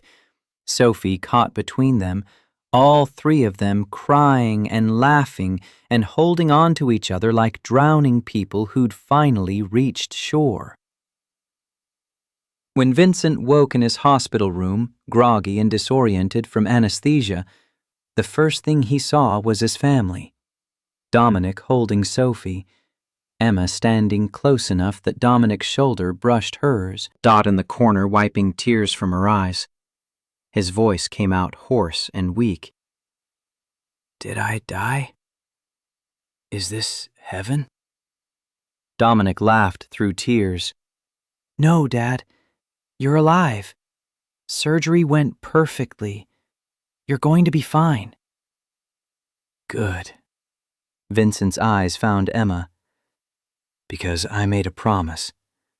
And sterling men keep their word. 2 weeks later, with Vincent recovering at home and Sophie back in school telling everyone about her grandpa's brain surgery, Emma made an announcement at Sunday dinner that changed everything.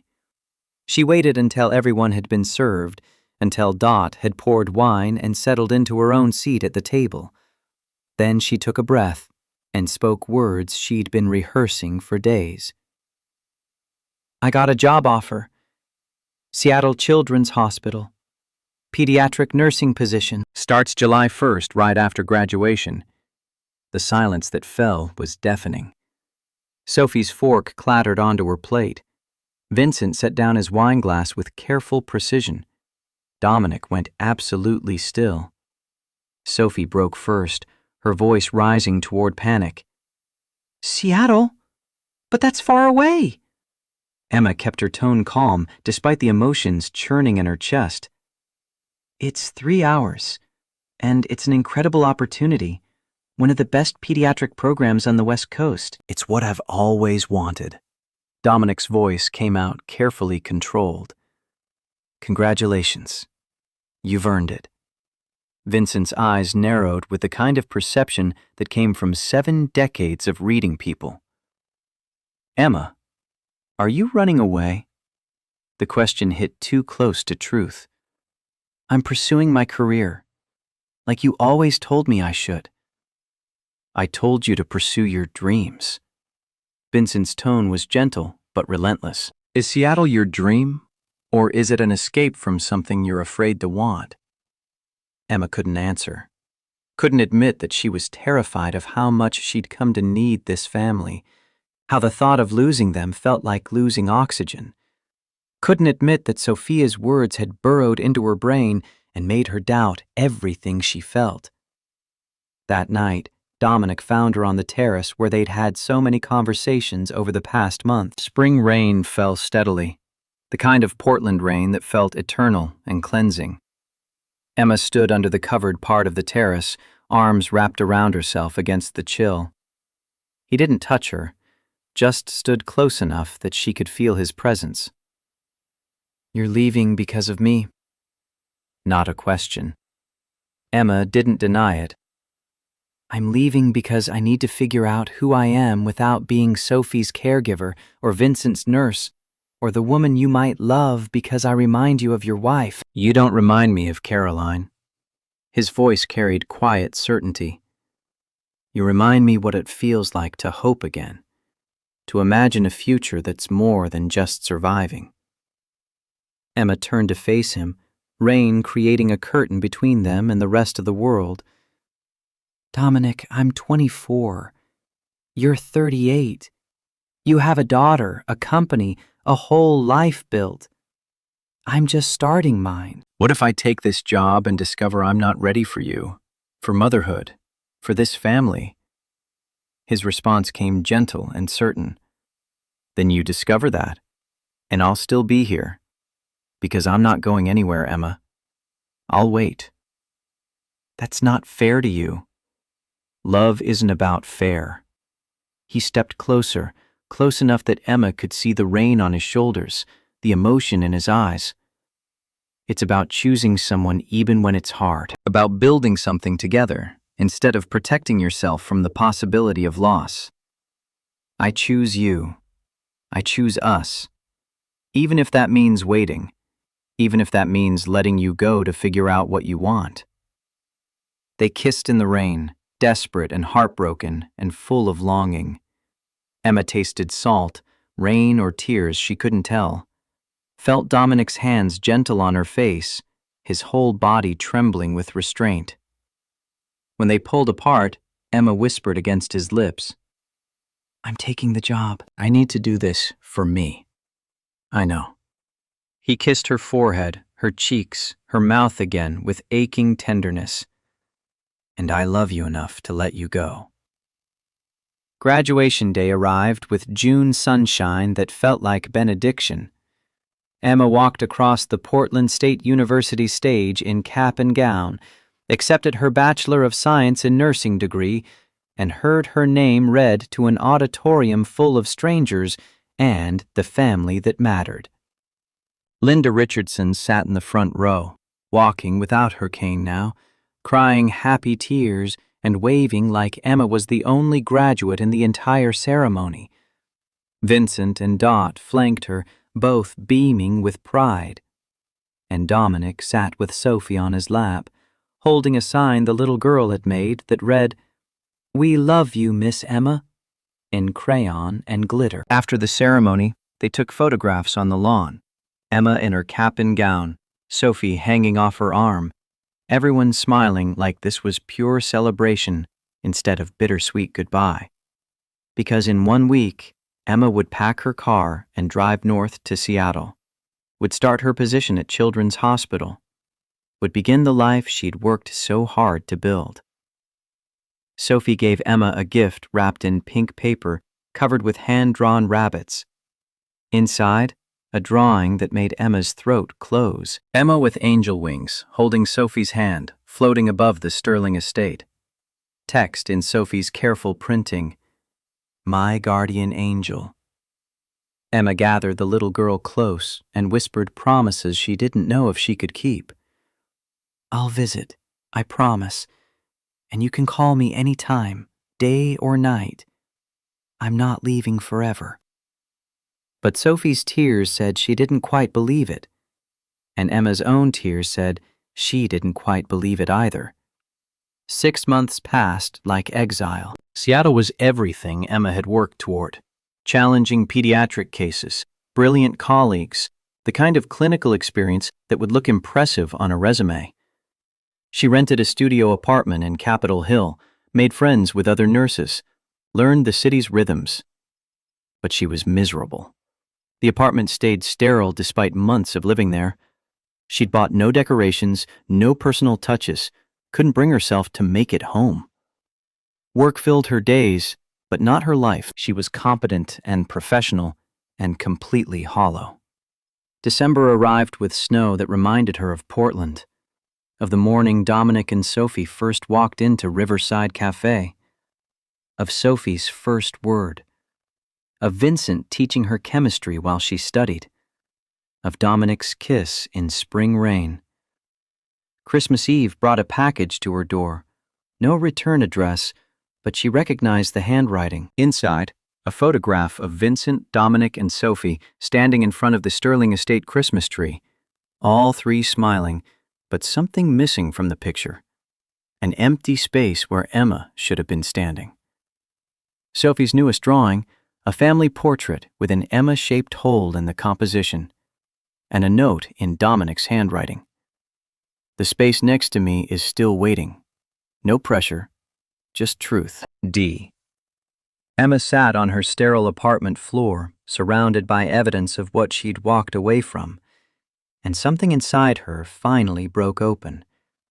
She'd spent 6 months running from love because accepting it felt dangerous, had convinced herself that independence meant being alone, that strength meant never needing anyone. But strength wasn't isolation. Courage wasn't self-protection. Sometimes the bravest thing you could do was let yourself belong to people who wanted to keep you. She pulled out her phone and booked a flight to Portland for Christmas morning. The drive from PDX Airport to Lake Oswego took 90 minutes through Christmas morning traffic. Emma white-knuckled her rental car steering wheel, her heart hammering so hard she thought she might be sick. What if she was wrong? What if 6 months had changed everything? What if Dominic had moved on and she'd given up Seattle for nothing? But when she pulled into the circular driveway at 11 o'clock Christmas morning, when she stood on the front steps and knocked, when Dot opened the door and gasped with joy, Emma knew she'd made the right choice. Dot pulled her inside without questions. "They're in the living room. Go." Emma moved through the house on trembling legs, heard Christmas music playing softly, smelled cinnamon and pine, heard Vincent's voice reading a story and Sophie's occasional interjections. She stood in the living room doorway and took in the scene. Vincent, in his armchair, completely recovered, reading The Night Before Christmas to Sophie, who sat at his feet in pajamas. Dominic in the kitchen, visible through the open archway, making hot chocolate at the stove.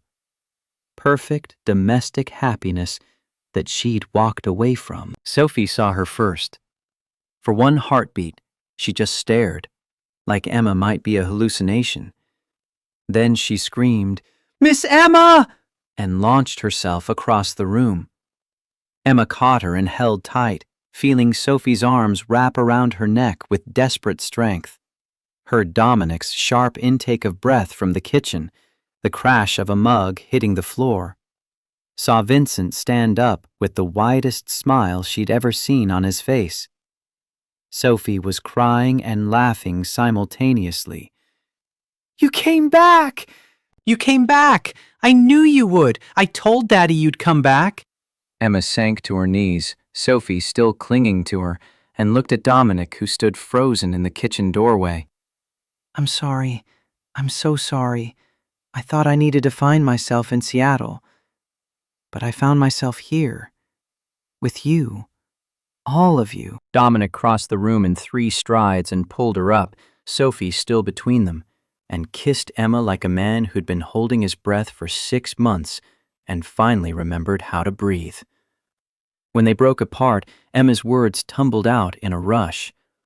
"I love you. I'm in love with you.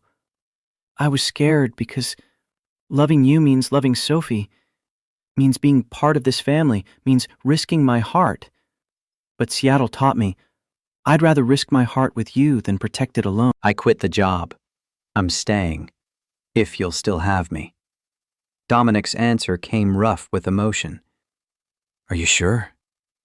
Because if you stay, I'm never letting you go again." "I'm sure. I'm so sure." Sophie bounced between them. "Does this mean Miss Emma is staying? Forever?" Vincent's voice carried warmth and certainty. "I think it means she's home, little one." And standing in that living room, wrapped in Dominic's arms with Sophie between them, and Vincent beaming, and Dot crying happy tears in the doorway, Emma Richardson finally understood what she'd been running from her whole life.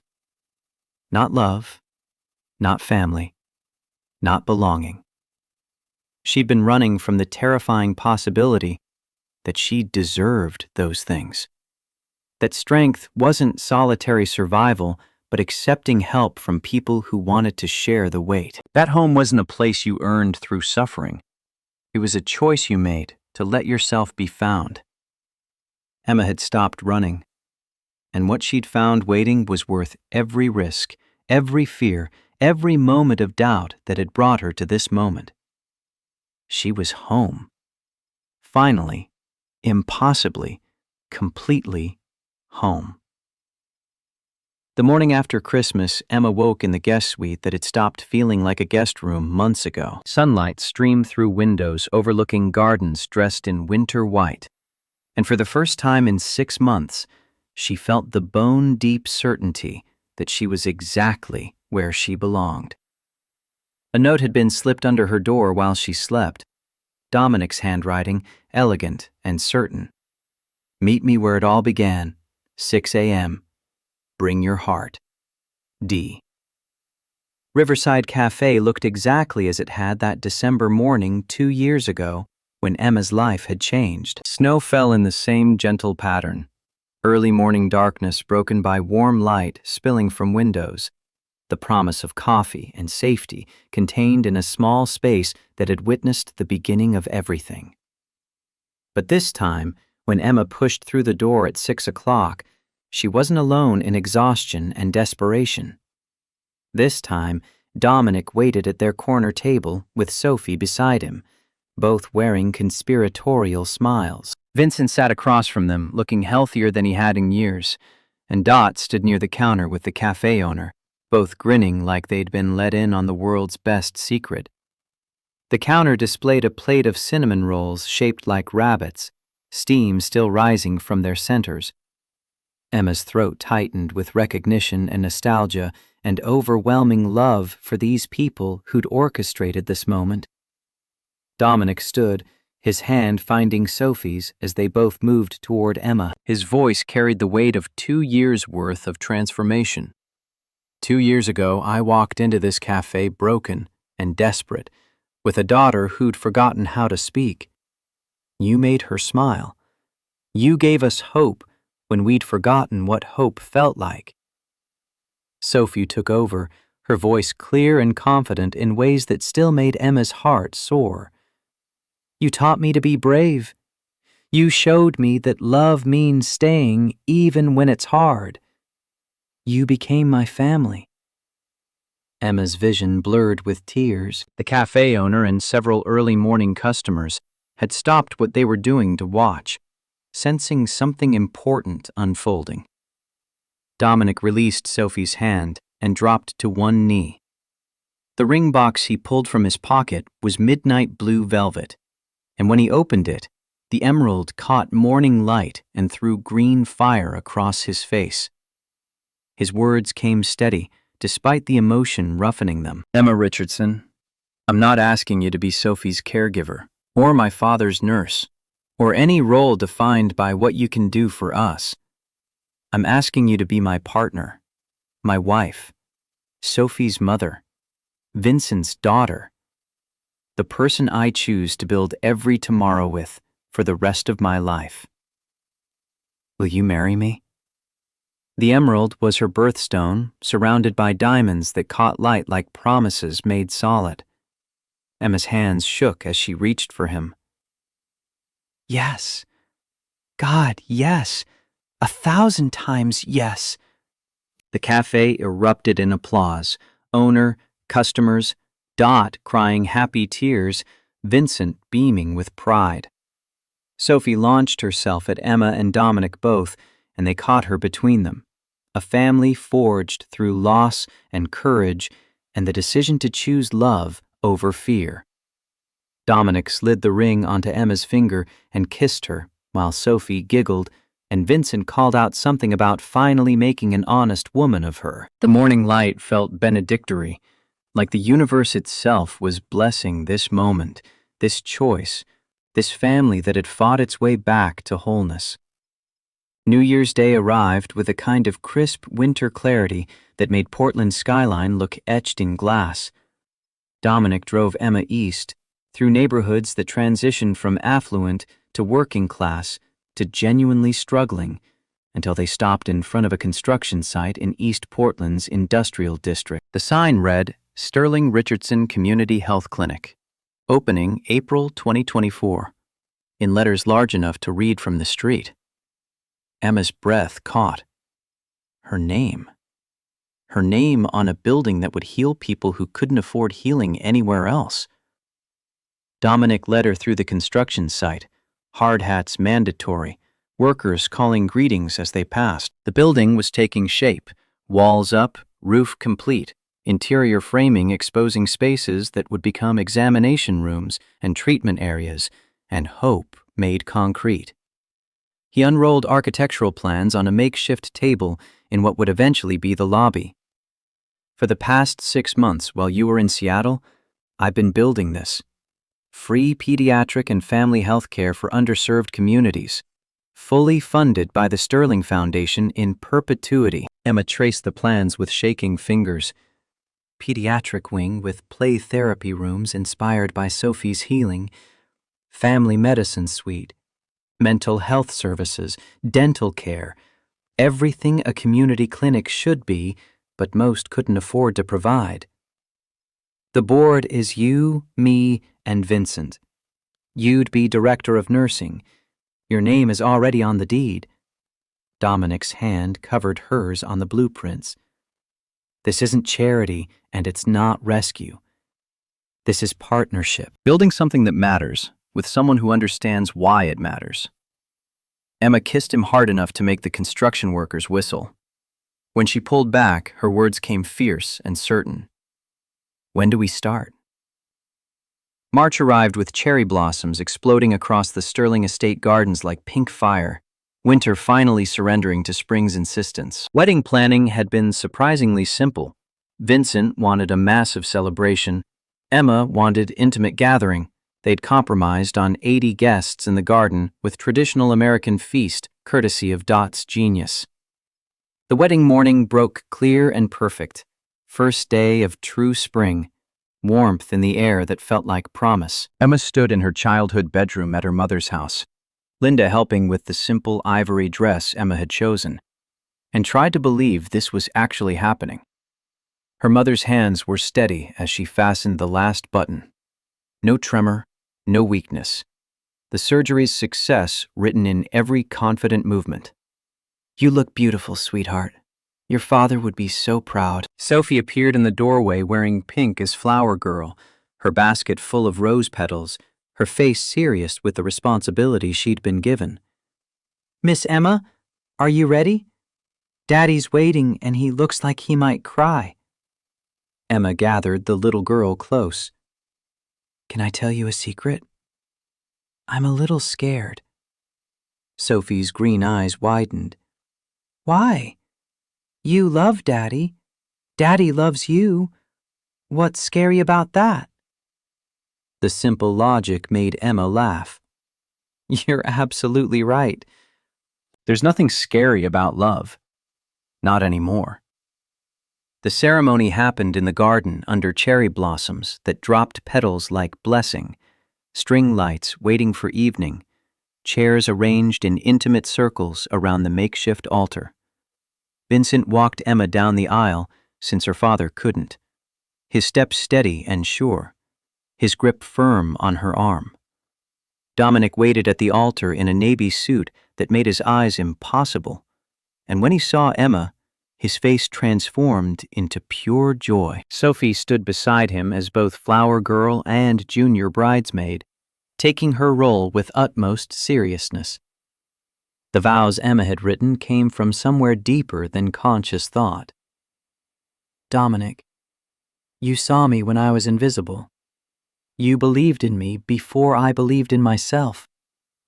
I promise to love Sophie as fiercely as you do, to honor Caroline's memory while building our own story, and to choose us every day for the rest of my life." Dominic's voice broke on the first words, but steady. "Emma, you taught me that love isn't about control. It's about trust. That being vulnerable isn't weakness. It's the only real courage. I promise to spend every day earning your love and building the beautiful life we both deserve." Then Sophie stepped forward, pulling a folded paper from her basket. Her voice carried across the garden, clear and strong and absolutely certain. "I have vows too."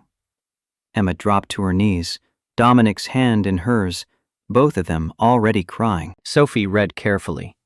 "I promise to be a good daughter. I promise to tell you when I'm sad so you can help. I promise to love you forever. And I promise to remember you taught me to be brave." The words destroyed what remained of Emma's composure.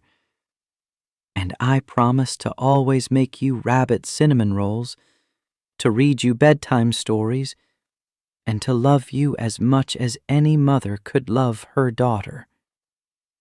Sophie threw her arms around Emma's neck. The word came out muffled against Emma's shoulder, but everyone heard it.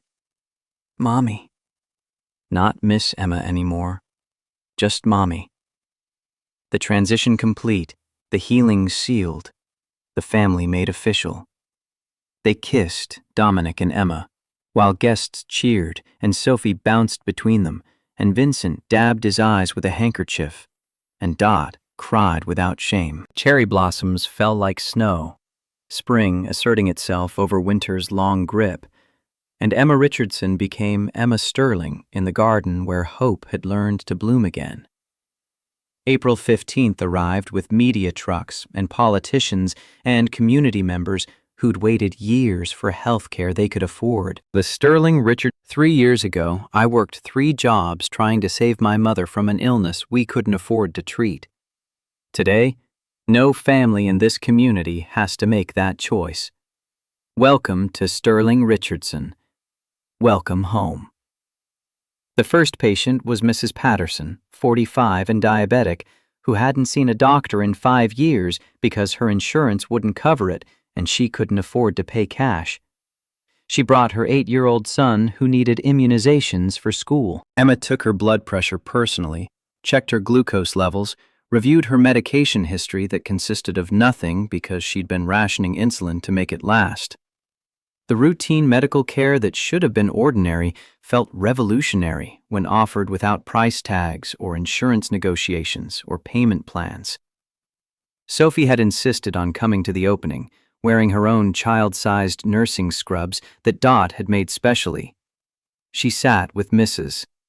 Patterson's son in the waiting area, showing him how to draw rabbits and telling him in whispered confidence that her mommy was the best nurse in the whole world. By day's end, 47 patients had received care. Local news covered it extensively, donations poured in, and Emma stood in her office surrounded by charts and paperwork and the bone-deep satisfaction of work that mattered. Dominic found her there after 9, both of them exhausted and exhilarated. He pulled her into his arms without words, and they stood together, listening to the clinic settle into evening quiet. "We did it," Emma whispered against his chest. "No." His voice rumbled through her. "You did it. This is your dream made real. I just provided the funding." "You provided the belief that dreams could be real. That's worth more than money." 6 weeks later, Emma stood in that same office reviewing supply orders when nausea hit so suddenly she barely made it to the bathroom. She'd been attributing the exhaustion to long clinic hours and the adjustment to married life. The morning sickness made denial impossible. The pregnancy test she took in the clinic staff bathroom showed positive before she'd finished counting to 10. Emma stared at the 2 pink lines and felt her entire world tilt sideways. 8 weeks pregnant, which meant conception had happened right after the wedding, which meant their lives were about to change in ways she hadn't prepared for. She told Dominic that night on the terrace where they'd had so many important conversations. His reaction cycled through shock, to joy, to terror, to overwhelming happiness in the span of 30 seconds. "We're having a baby." His hands shook as they settled on her still flat stomach. "Oh God, Emma, we're having a baby." Sophie's 8th birthday party happened at the clinic, her specific request because she wanted to celebrate where Mommy worked. Emma was 6 months pregnant by then, visibly showing in ways that made climbing stairs an adventure and bending over to pick things up a logistical challenge. Sophie blew out her candles and made her wish out loud, instead of keeping it secret. "I wish for my baby sister to be healthy and for Mommy to teach her to be brave like she taught me." Emma's hand went automatically to her belly. "How do you know it's a sister?" Sophie's smile held absolute confidence. "I just know. And her name should be Hope, like my horse." Dominic laughed and pulled Emma close, careful of her pregnant belly. "She's going to run our lives." "She already does." December 24th arrived 2 years after Emma had first walked into the Sterling estate, terrified and desperate. Now she stood in that same living room, water broken, contractions coming hard and fast, and tried to remember everything she'd learned in obstetrics about staying calm during labor. Dominic panicked exactly as she'd predicted, running through the house gathering bags they'd already packed, calling the hospital 3 times to make sure they knew Emma was coming, treating this like a medical emergency instead of a natural process. Sophie handled it better than her father, calm and excited in equal measure. "Daddy, stop running around. Mommy needs you to breathe with her like we practiced." The drive to Oregon Health and Science University Hospital took 20 minutes through Christmas Eve traffic. Emma breathed through contractions while Dominic held her hand tight enough to hurt, and Sophie narrated everything she saw from the back seat. Labor lasted 12 hours, long enough that Emma understood why women throughout history had considered childbirth a brush with mortality. Long enough that Dominic's hand went numb from her squeezing it. Long enough that Sophie fell asleep in Vincent's lap in the waiting room, both of them dozing while Dot knitted baby blankets with nervous energy. Hope Caroline Sterling entered the world at 8 o'clock Christmas morning, 7 pounds, 2 ounces, with dark hair like her father and green eyes like her sister. The nurse placed her on Emma's chest, and the exhaustion of labor evaporated beneath the overwhelming reality of this tiny human they'd made together. Dominic cried harder than Emma had ever seen, his whole body shaking with the force of emotions too big to contain. "She's perfect. Emma, she's perfect." Sophie met her sister wearing the big sister shirt Emma had bought weeks ago. She approached the hospital bed with reverence, her eyes huge as she took in the tiny bundle in Emma's arms. Her whisper carried awe and certainty. "Hi, Hope. I'm Sophie. I'm your big sister. I'm going to teach you everything. How to be brave, how to draw rabbits, how to make cinnamon rolls with Mommy." Baby Hope's tiny hand found Sophie's finger and gripped with newborn strength. The connection formed instantly, sisters bound by love and choice rather than just biology.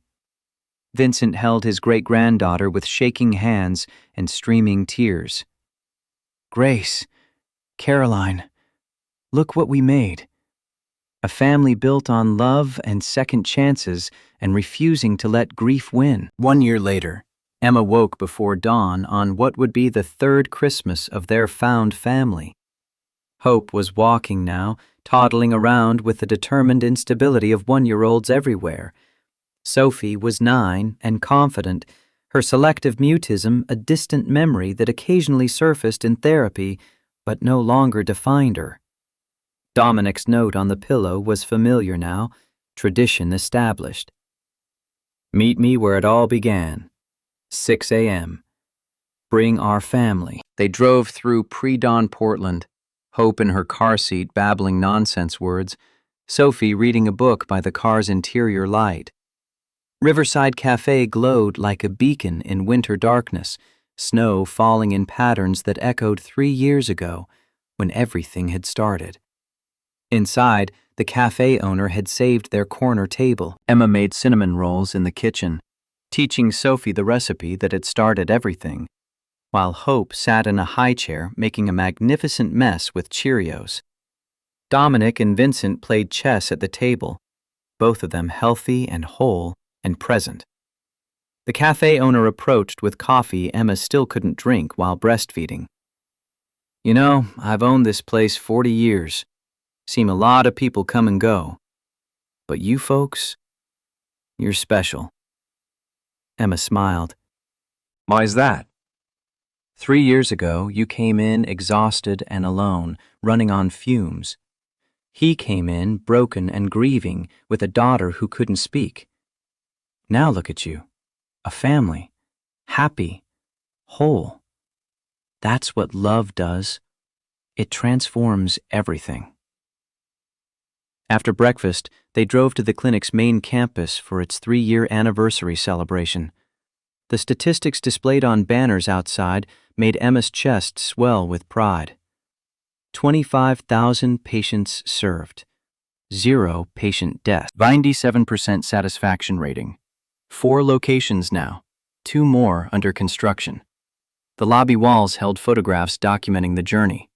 First patient, Mrs. Patterson and her son, both healthy now. Sophie volunteering in the pediatric waiting area, teaching younger kids how to draw. Vincent leading health literacy workshops for seniors. Emma accepting a community service award while visibly pregnant with hope. Emma's office had become a shrine to the life she'd built. Family portrait. Dominic, Emma, Sophie, Hope, Vincent. Even Dot insisted on being included. Sophie's drawing from years ago. My guardian angel. The business card Dominic had left 3 years ago. When you're ready to stop running alone, call me. Hope's hospital bracelet. Wedding photo under cherry blossoms. Dominic found her there, standing among the evidence of transformation. Thinking about that morning in the cafe? Emma turned into his embrace. Thinking about how far we've come, how much has changed. Not everything. His arms tightened around her. I'm still falling in love with you every single day. Dominic Sterling, that's the sappiest thing you've ever said to me. Get used to it. I'm planning to be sappy for the next 50 years. That evening, back at the estate, with Christmas lights glowing and Hope playing with wrapping paper while Sophie read her sister a story, Emma stood on the terrace, looking at the family she'd found in the last place she'd expected. 3 years ago, she'd been drowning, working herself to death, convinced she had to survive alone, running from any connection that might make her vulnerable. Then a CEO had walked into a cafe with a silent daughter and offered her a job that became a lifeline, that became a family, that became home. Vincent joined her on the terrace, moving slowly but without the tremor that had once defined him. What are you thinking about, daughter? The word still made her throat tight. Daughter. Not daughter-in-law, just daughter. Claimed and chosen and loved. About running. About how I spent my whole life convinced I had to do everything alone. And now? Emma watched through the window as Dominic lifted Hope onto his shoulders while Sophie directed them both in some elaborate game only she understood. Now I know that strength isn't solitary survival. It's accepting help from people who love you enough to share the weight. Grace used to say something similar. Vincent's voice carried the warmth of old memory. She said love wasn't a transaction. It was a transformation. You don't earn it or deserve it. You just open your hands and receive it, then give it back multiplied. Through the window, Sophie called for Emma to come join their game. Hope babbled her own version of mommy, and Dominic waved with a kind of joy that comes from ordinary miracles. Emma went inside to her family, to the life she'd stopped running long enough to find. She gathered Hope from Dominic's shoulders and settled on the floor with Sophie leaning against her, Dominic's arm around her shoulders, Vincent watching from his chair with contentment written in every line of his face.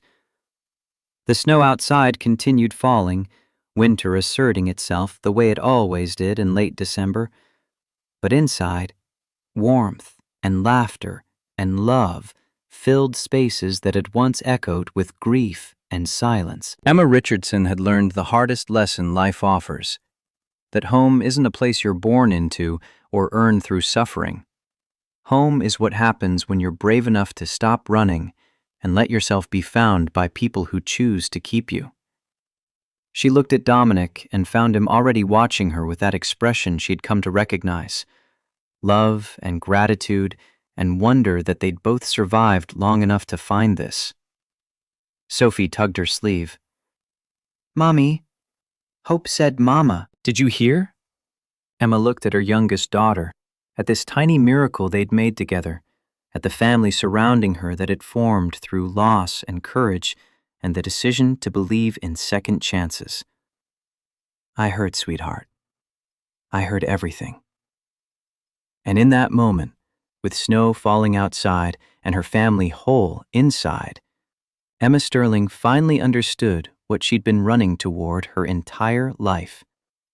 Not away from loneliness, toward belonging. Not away from fear, toward courage. Not away from need, toward the kind of love that says you don't have to be perfect to be chosen. You don't have to have all the answers to be enough. You don't have to do it alone to be strong. Sometimes the bravest thing you can do is stop. Stop running, stop hiding, stop protecting yourself from the possibility that someone might actually love you exactly as you are. And when you stop, when you finally let yourself be still and open and vulnerable, that's when you discover that home was never a destination you had to reach. Home was the people who reached for you first, who saw you drowning and threw you a rope, who believed in your worth before you could believe in it yourself. Home was here, had been here all along, waiting for Emma to be brave enough to stay.